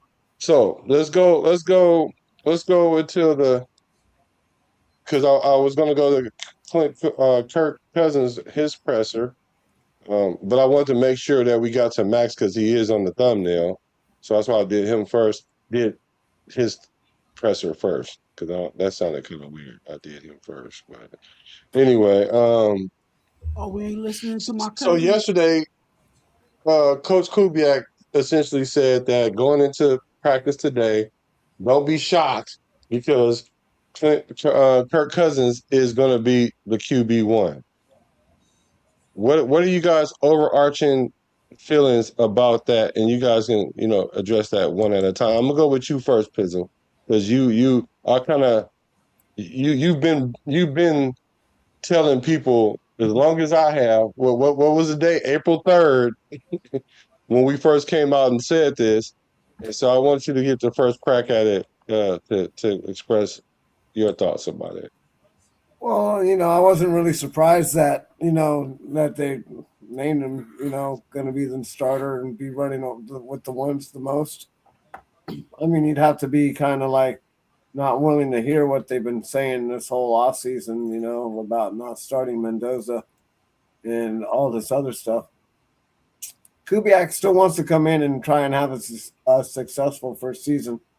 And the only way he's going to do that is by having a veteran quarterback come in and happens to be a winning quarterback too. Probably the best quarterback that we've had in the last 5 years. And no, ain't no probably. And no, for sure. And he's got potential.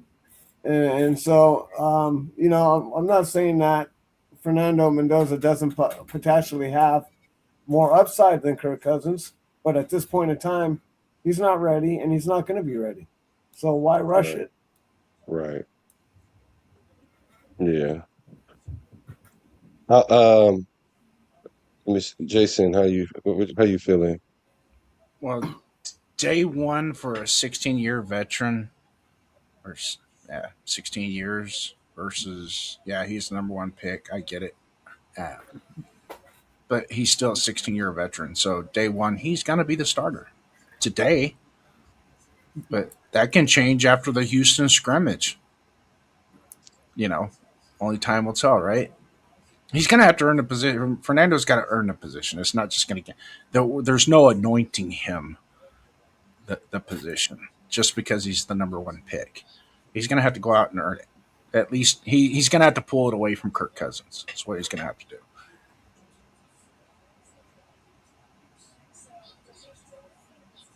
Hello.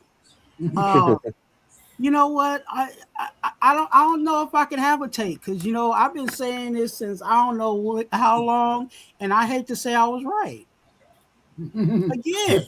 Like and I'm waiting because again, this is day one, and we heard for those that haven't watched the whole press conference, make sure you watch the whole thing.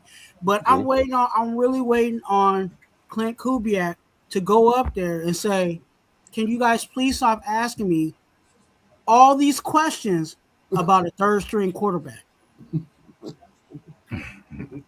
Because that's actually what he is. Yep.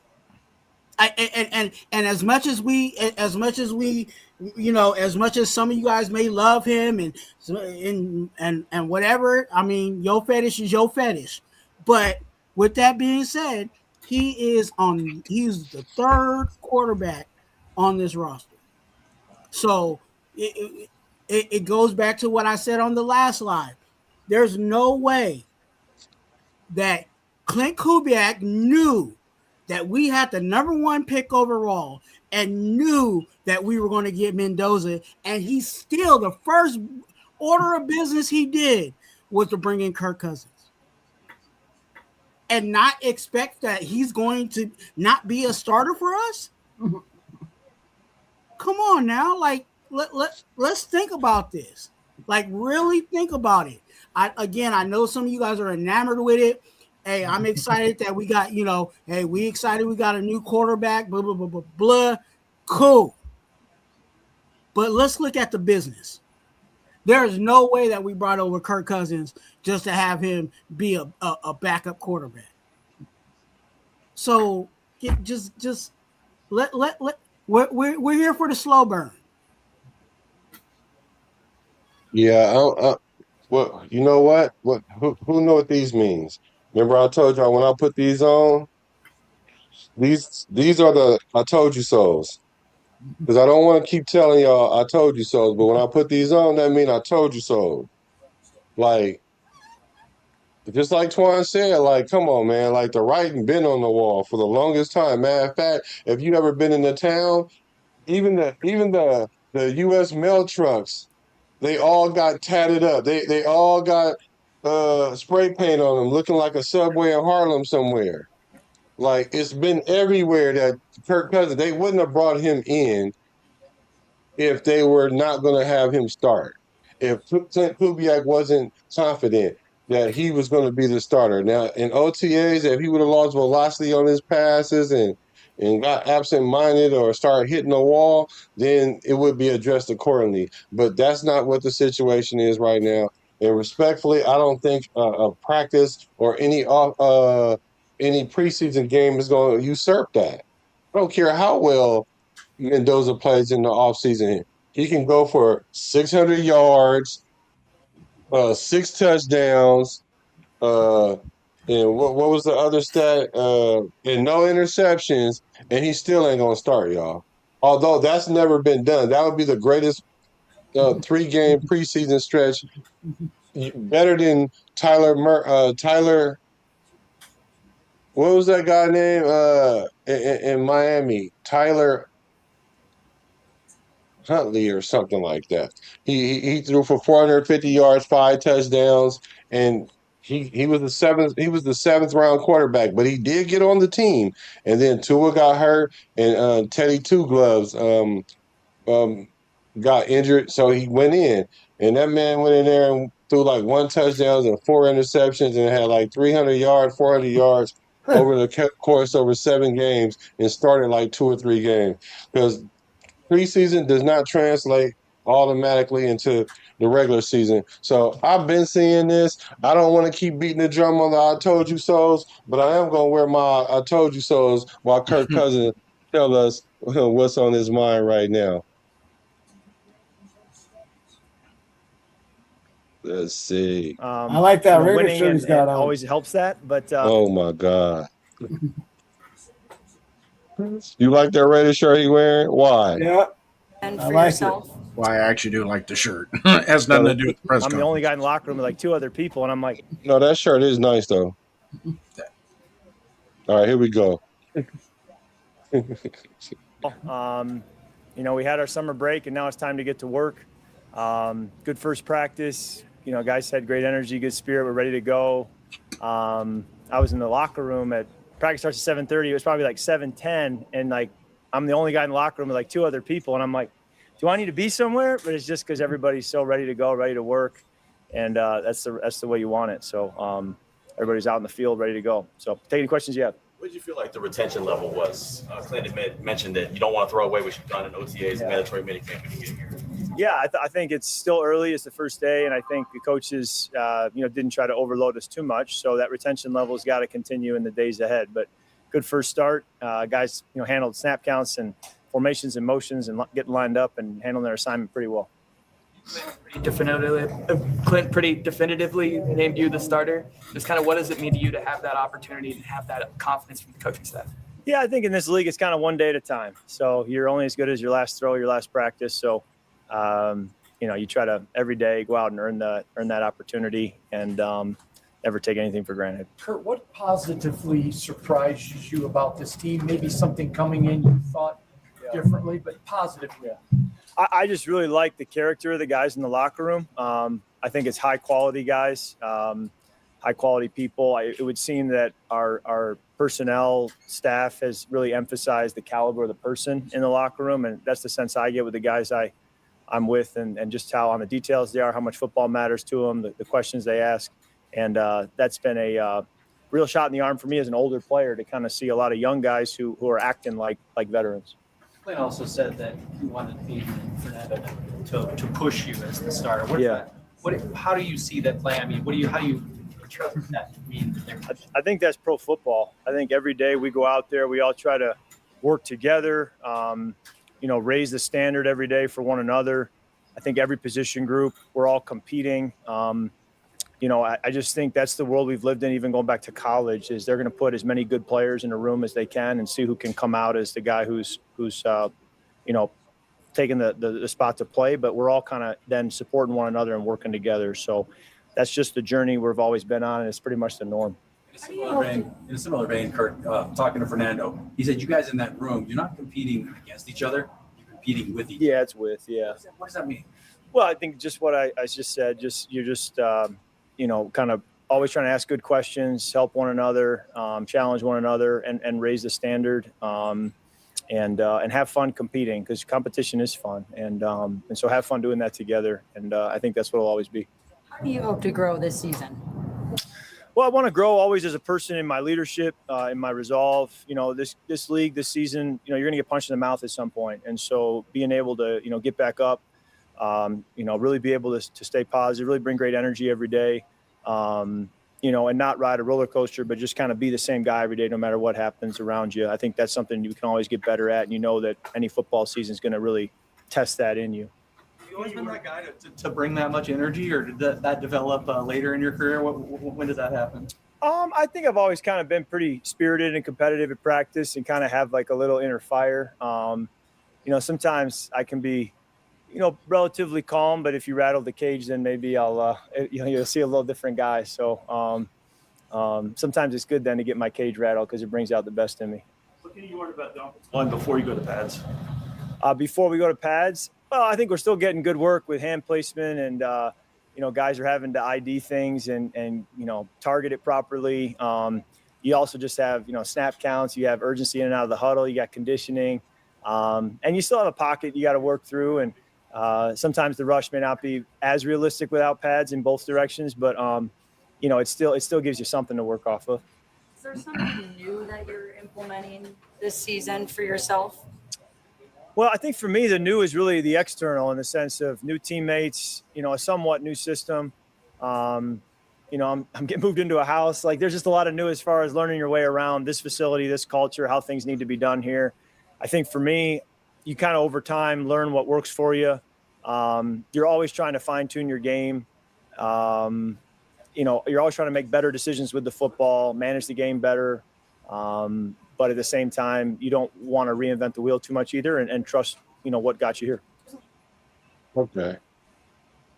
Mr. Captain Kirk. He looked like the Captain Morgan guy. Like all he needs to do is put his leg up and stand on the podium. So what do you guys thoughts about Captain Kirk?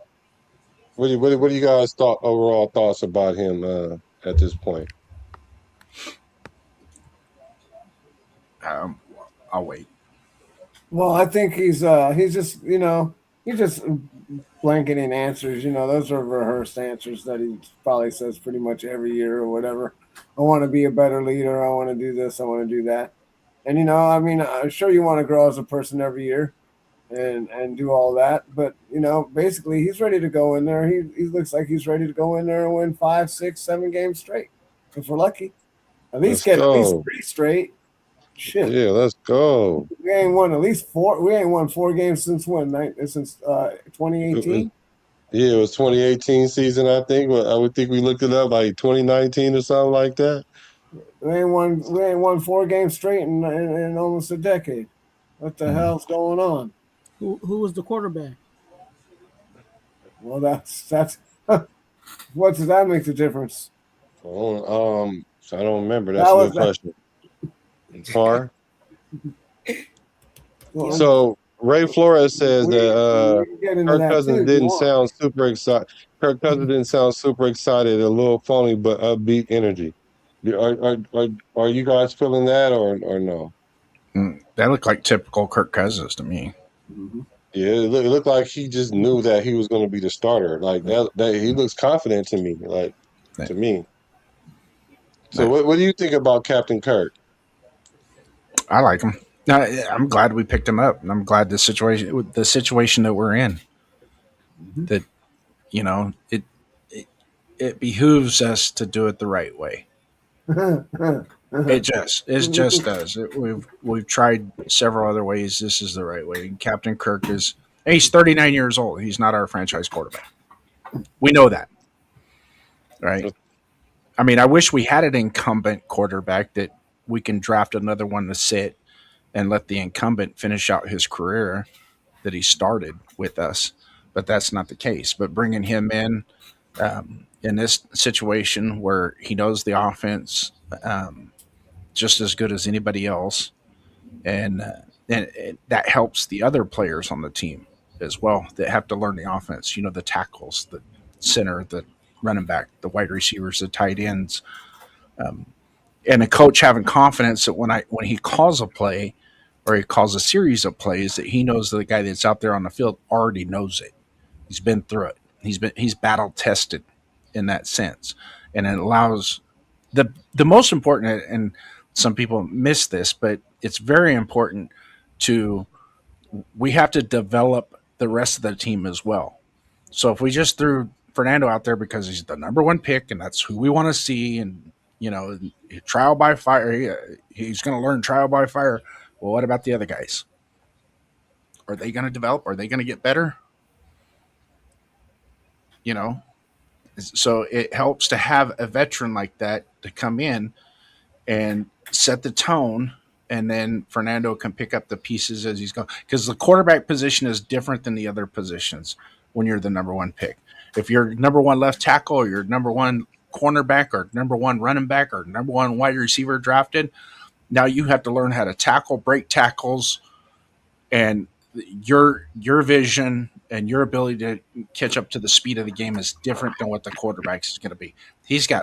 The quarterback's got so much other stuff that he's got to worry about to get better at, to perfect. So, I mean, I'm not opposed to. I mean, if they decide, hey, you know what, he's ready enough, we're just going to throw him out there, then great. I mean, there's no right or wrong answer to this, believe it or not. And that's not a chicken shit way of putting it. Everybody has, I hear Vinny Bonsignor says, he needs to be out there. He needs to get the reps. He's the franchise quarterback. He needs to get the reps. But so does Genty. Genty needs to understand his offense as well. Brock Bowers needs to understand his offense well. So to have a quarterback that's already played in this offense to come in, and then they can get the concepts and get up to speed, then you can bring the quarterback in when he's up to speed with them. I hope that makes sense. No, yeah, it's a team thing. This is not the Las Vegas Mendozas, or it's not even the Las Vegas Cousins or cousin Las Vegas or whatever. But so you got to get the team up to speed. So I mean, because we could put a quarterback out there and he's ready, and the team isn't.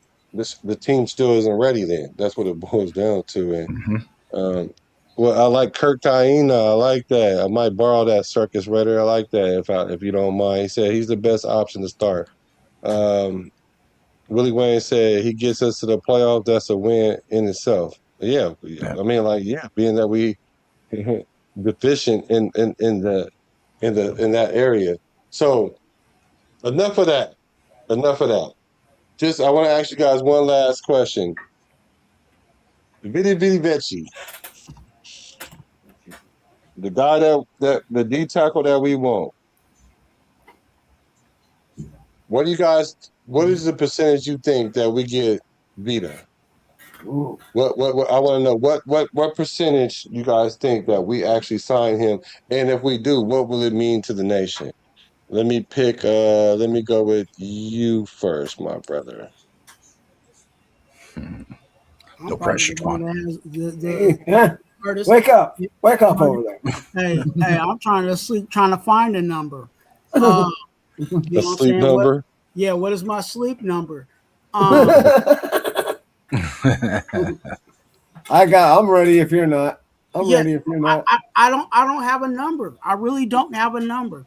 I have all the things that line him up to us. You know what I'm saying? Milpitas, you know what I'm saying? So people don't know what that is. That's the Bay Area. Milpitas, right next to San Jose. You know what I'm saying? He has some Oakland Raider ties. Spy Tech tie. You know what I'm saying?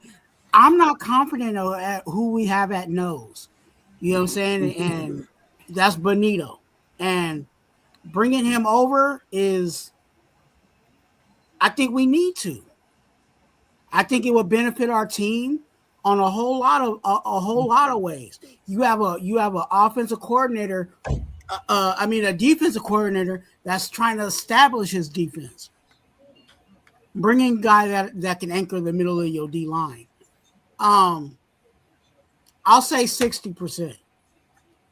Okay. Coming in hot. Oh shit! Hey, so yeah, I think it's probably about, because we already made an offer, so they've probably been talking all day today too on a counter offering or whatever. You know, I'm thinking it's more a little bit higher than what Twuan says. I'm a little bit more in. I'm more into like 80%, maybe a little more, maybe 82.5%.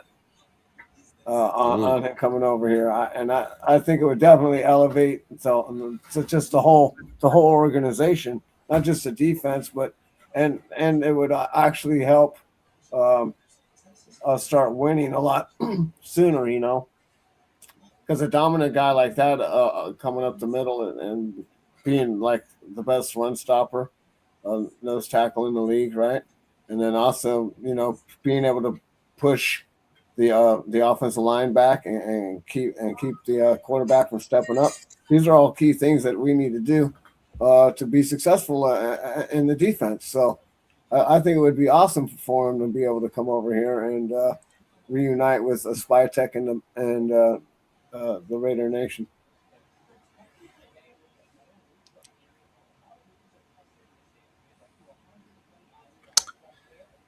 To put a number on it, I'm 100% all in. We should. Whether or not it happens is a different story, because there's two parts to this. One, is Tampa Bay willing to move off of him? Because they only have him under contract for this year, and that's it. Then he hits the free agent market. So, and they are nowhere near re-signing Baker Mayfield. And they've got some youth on that team as well, as long as some aging veterans that they might need to part ways with as well. So it's ultimately the decision is going to be on Tampa Bay, what they want to do. I can tell you this: Spy Tech, if Vita Vea is available for trade, Spy Tech is going to make a trade to get him. I think when you say the only team that I can think of that can trump us is Chicago. I think they're the only ones that could probably beat us to the punch on that. If the Chargers decide they want to throw their hat in the ring, or somebody else, then it's going to be a bidding war. But I think if Vita Vea does become available for trade, or is available for trade, and rumors are there's been conversations already, now you have to consider this is he has to be, the team has to open him up available for trade before anybody can do it. You just can't pick up the phone and start, hey, you want to trade that guy? You start moving into that tampering world. But 100% all in if we do it, because just like Pizzle said, it's only going to make our team that much better, and Twuan as well. It only is going to make our team that much better today, but it also is going to provide a foundation for when he does start to age out. He's still got 3-4 good years left in him. I mean, he's going to be 32 years old. That cat still can play ball, at defensive tackle. His sideline to sideline pursuit, his ability to control the A gap he's top 10, if not top 5 at his position. And he's only being paid half of what Jalen Carter just got. So I'm sure he's going to want some more money. But from what I understand, is a minor extension with some decent guarantees would be all that all it takes is to make him happy. It's just you don't have to give him a big bag, but something that will satisfy him with guarantees, because that's where he's at right now. He doesn't have any guarantees. And oh, by the way, today he mysteriously tweaked something. We don't know what it is. Just let's see. So the question is, how much do we have in cap space? We have $14 million in cap space. I think the percentage of us getting him is probably like about 65%, no more than 70. I don't want to get my hopes up too high, because I know if we do get him, that's going to change the game. That's going to change a lot of things for us. But that usually don't happen to us. But the things that usually don't happen to us actually happen this offseason. We got the best player in college football. We got the best available coach that was available. We got the best center out there, or at least the top 2 center, the best number 1 free agent out there. So we got Jamar McCoy, because I don't know if people knew or not, because once that 4th round started cracking, teams was going to start gambling on him. They just didn't want to give him so much guaranteed money, not knowing how long he was going to play. So the 4th round was where franchises felt comfortable with negotiating him at. So at that 4th round, they were going to start jumping into that fire. So I give it 65%. I hope we do get it. He said he wanted to either go to California team or the Raiders. I'm loving the fact that the Raiders is now a destination place. We do have a bunch of upside with it, and Vegas also has Nevada no state tax. So Vita, bring your ass. So that's what I'm gonna say. That's what I'm gonna say about that. Now, my question to you guys, last question, and I appreciate everybody that's hacking in.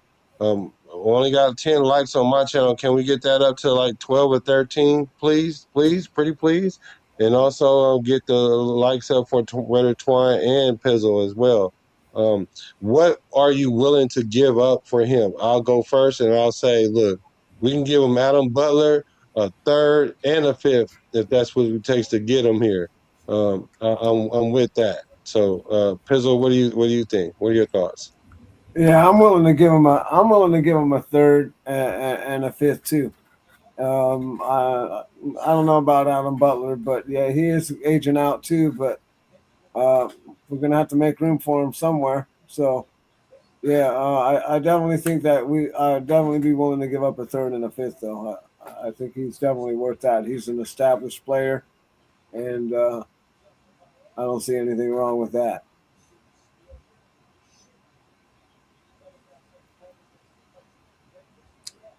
a 2027 third round pick and a conditional 2028 fourth round pick that could be a third round pick. That would probably lock the deal up right there. And then we'd have to absorb some of the dead money. That's where a lot of people miss out on that. Was, do we absorb some of the dead money? I'm sure Tampa Bay is going to want us to take a portion of that dead money. Yeah. Because he wants out. Spytek is definitely going to be in a position where he can play ball. And they're in a position where they either they get draft capital from him now, or he's going to be gone anyway. Mm-hmm. So that's the situation. It's similar to not in value wise, but the same scenario as Tyree Wilson with us, where Tyree Wilson was on his way out. So you pretty much had to get what you can get before, you ain't getting anything at all. And that's what that's what you're going to run into with Tyree. I said a third and a fifth because I already had in the mind that we were going to have to take in some of that, money wise. But Spytek can definitely play ball with that because we're going to have to take on his money. And also they're in a situation of desperation where, either they get draft capital or he can be in a situation where he just sits out. If he's if he's really that disgruntled over there with him. So yeah, but I'm saying the third and the fifth. I said that earlier before, and I'll just stay right there. Yeah, I mean, ideally, they'll make you.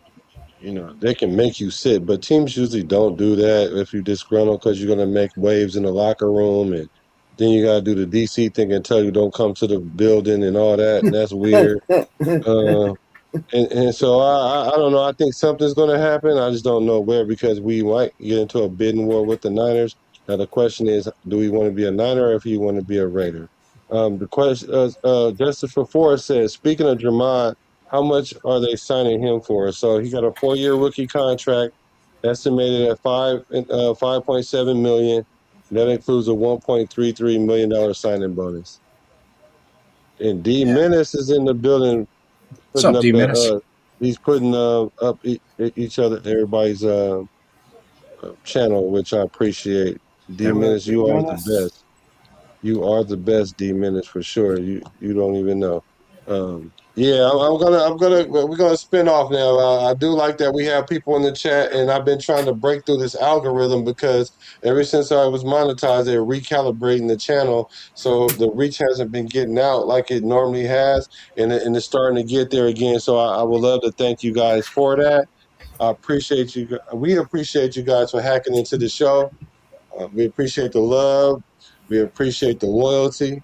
And there's only one nation, that's the Raider Nation. Absolutely. And so with that being said, I'm a Raider, he a Raider, you a Raider, from the Bay to LA to Las Vegas. And do any of you guys have anything? Yeah, matter of fact, yeah, shout your channel out, man, and I'm gonna have Twuan close out for us. Yeah, so my channel, I didn't link up the show on my channel on this one. I just jumped in. My channel is Raiders #1 ST Downs for Raiders First Downs. If you haven't subscribed, go ahead and subscribe to my channel. I'm getting close, getting there to where I can start to monetize. Just need a little bit more. Saturday nights, we have Raider Nation Voices with myself and 401_Raider Jeff. It's a phone-in show Saturday night, 7 p.m. Pacific Standard Time. You can call in instead of playing on the virtual keyboard on your phones. Just dial the number, call in, and we can chop it up over the telephone. That shows sometimes we've had some epic shows. I mean, 80, 90, 100 viewers on at one time in the chat. Nice. And it's a lot of fun. I enjoy it with Jeff. We've built a good friendship. So Yeah. And so if just subscribe to my channel and come on in on Saturday night, and if you got what it takes, call in, have a take. Don't suck, because we'll dump your ass if you got a shitty take. All right. So yeah, I'm Pizzle4420. Hit me up. Hit the like button. I've been doing this for a few years, and you guys see me around plenty. So, you know, I want to try that Camaro. come check it out. Yeah, I bet. I want to light it up next to. I want to light it up next to my Chevelle. See what we could do. Oh yeah. What year's your Chevelle? It's a 71. It's 434 cubic inch small block, turbo Nice. 400, shift 3. So just motor, no power adders, but motor dyno 633. Nice. Yeah, I'm putting 600 at the tire in this, and I'm running just a 355 small block. Yeah, I love with small the blocks. Muncie M22. I got a Liberty Gears Muncie M22 Rock Crusher in it. Oh, I love the sound of that thing when you. It whines a lot. It's a whiner. Yeah. Yeah. Let's see. For me, yeah. So next Friday we're gonna start the Fight or Flight Club, which is gonna be a debate show where I'm appreciating a lot of our content creators, our smaller content creators are gonna get. We're gonna put ourselves on, since the upper echelon is not looking our way and we're not on their level yet. So we're gonna just support each other. It's gonna be heated, but it's gonna be very respectful. It's gonna be structured. It's not gonna be ghetto. It's not gonna be a whole bunch of shenanigans. It's not gonna be no you're gonna attack the argument, not the person, and all that other stuff. So I'm looking forward to that, and I've been getting positive feedback about that. So look for that, because we will be going promoting that for the rest of this week and then next week too. So make sure you guys subscribe to these channels, because we're going to link all our channels together, and we're going to get ourselves out there and have fun this Raider season, because things are definitely changing now, and it's a difference. And I would like for Raider Twuan to close us out. Hey, y'all, Raider Twuan on YouTube. Go ahead and subscribe. If you have not, you know what I'm saying, if you want to help me out, you know what I'm saying, play my playlist that's on my channel. You know what I'm saying? Just let that thing run.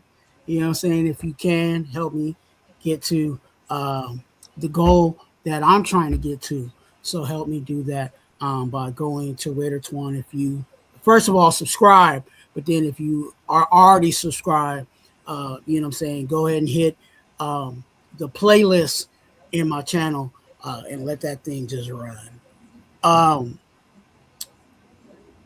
My word to you guys, and Black, that's what you want, right? Yes, sir. You know how we do it. So my word to you is embrace the silence. Mm-hmm.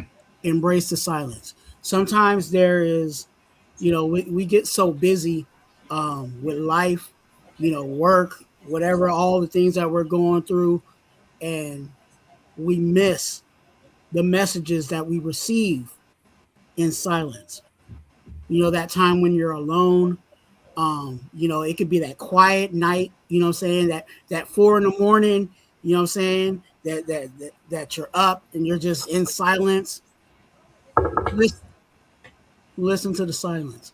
And I guarantee you that you'll find that if you take moments to have those silent moments where you're alone, or just the silent moments in itself, that you'll learn some things about yourself and also the things around you. So it's okay to be in alone at times, and it's okay to be in the silence, because those are the times that you'll get the things you need to learn. So embrace the silence. I'm a raider from the Bay to LA to Las Vegas. Recipes to Al Davis.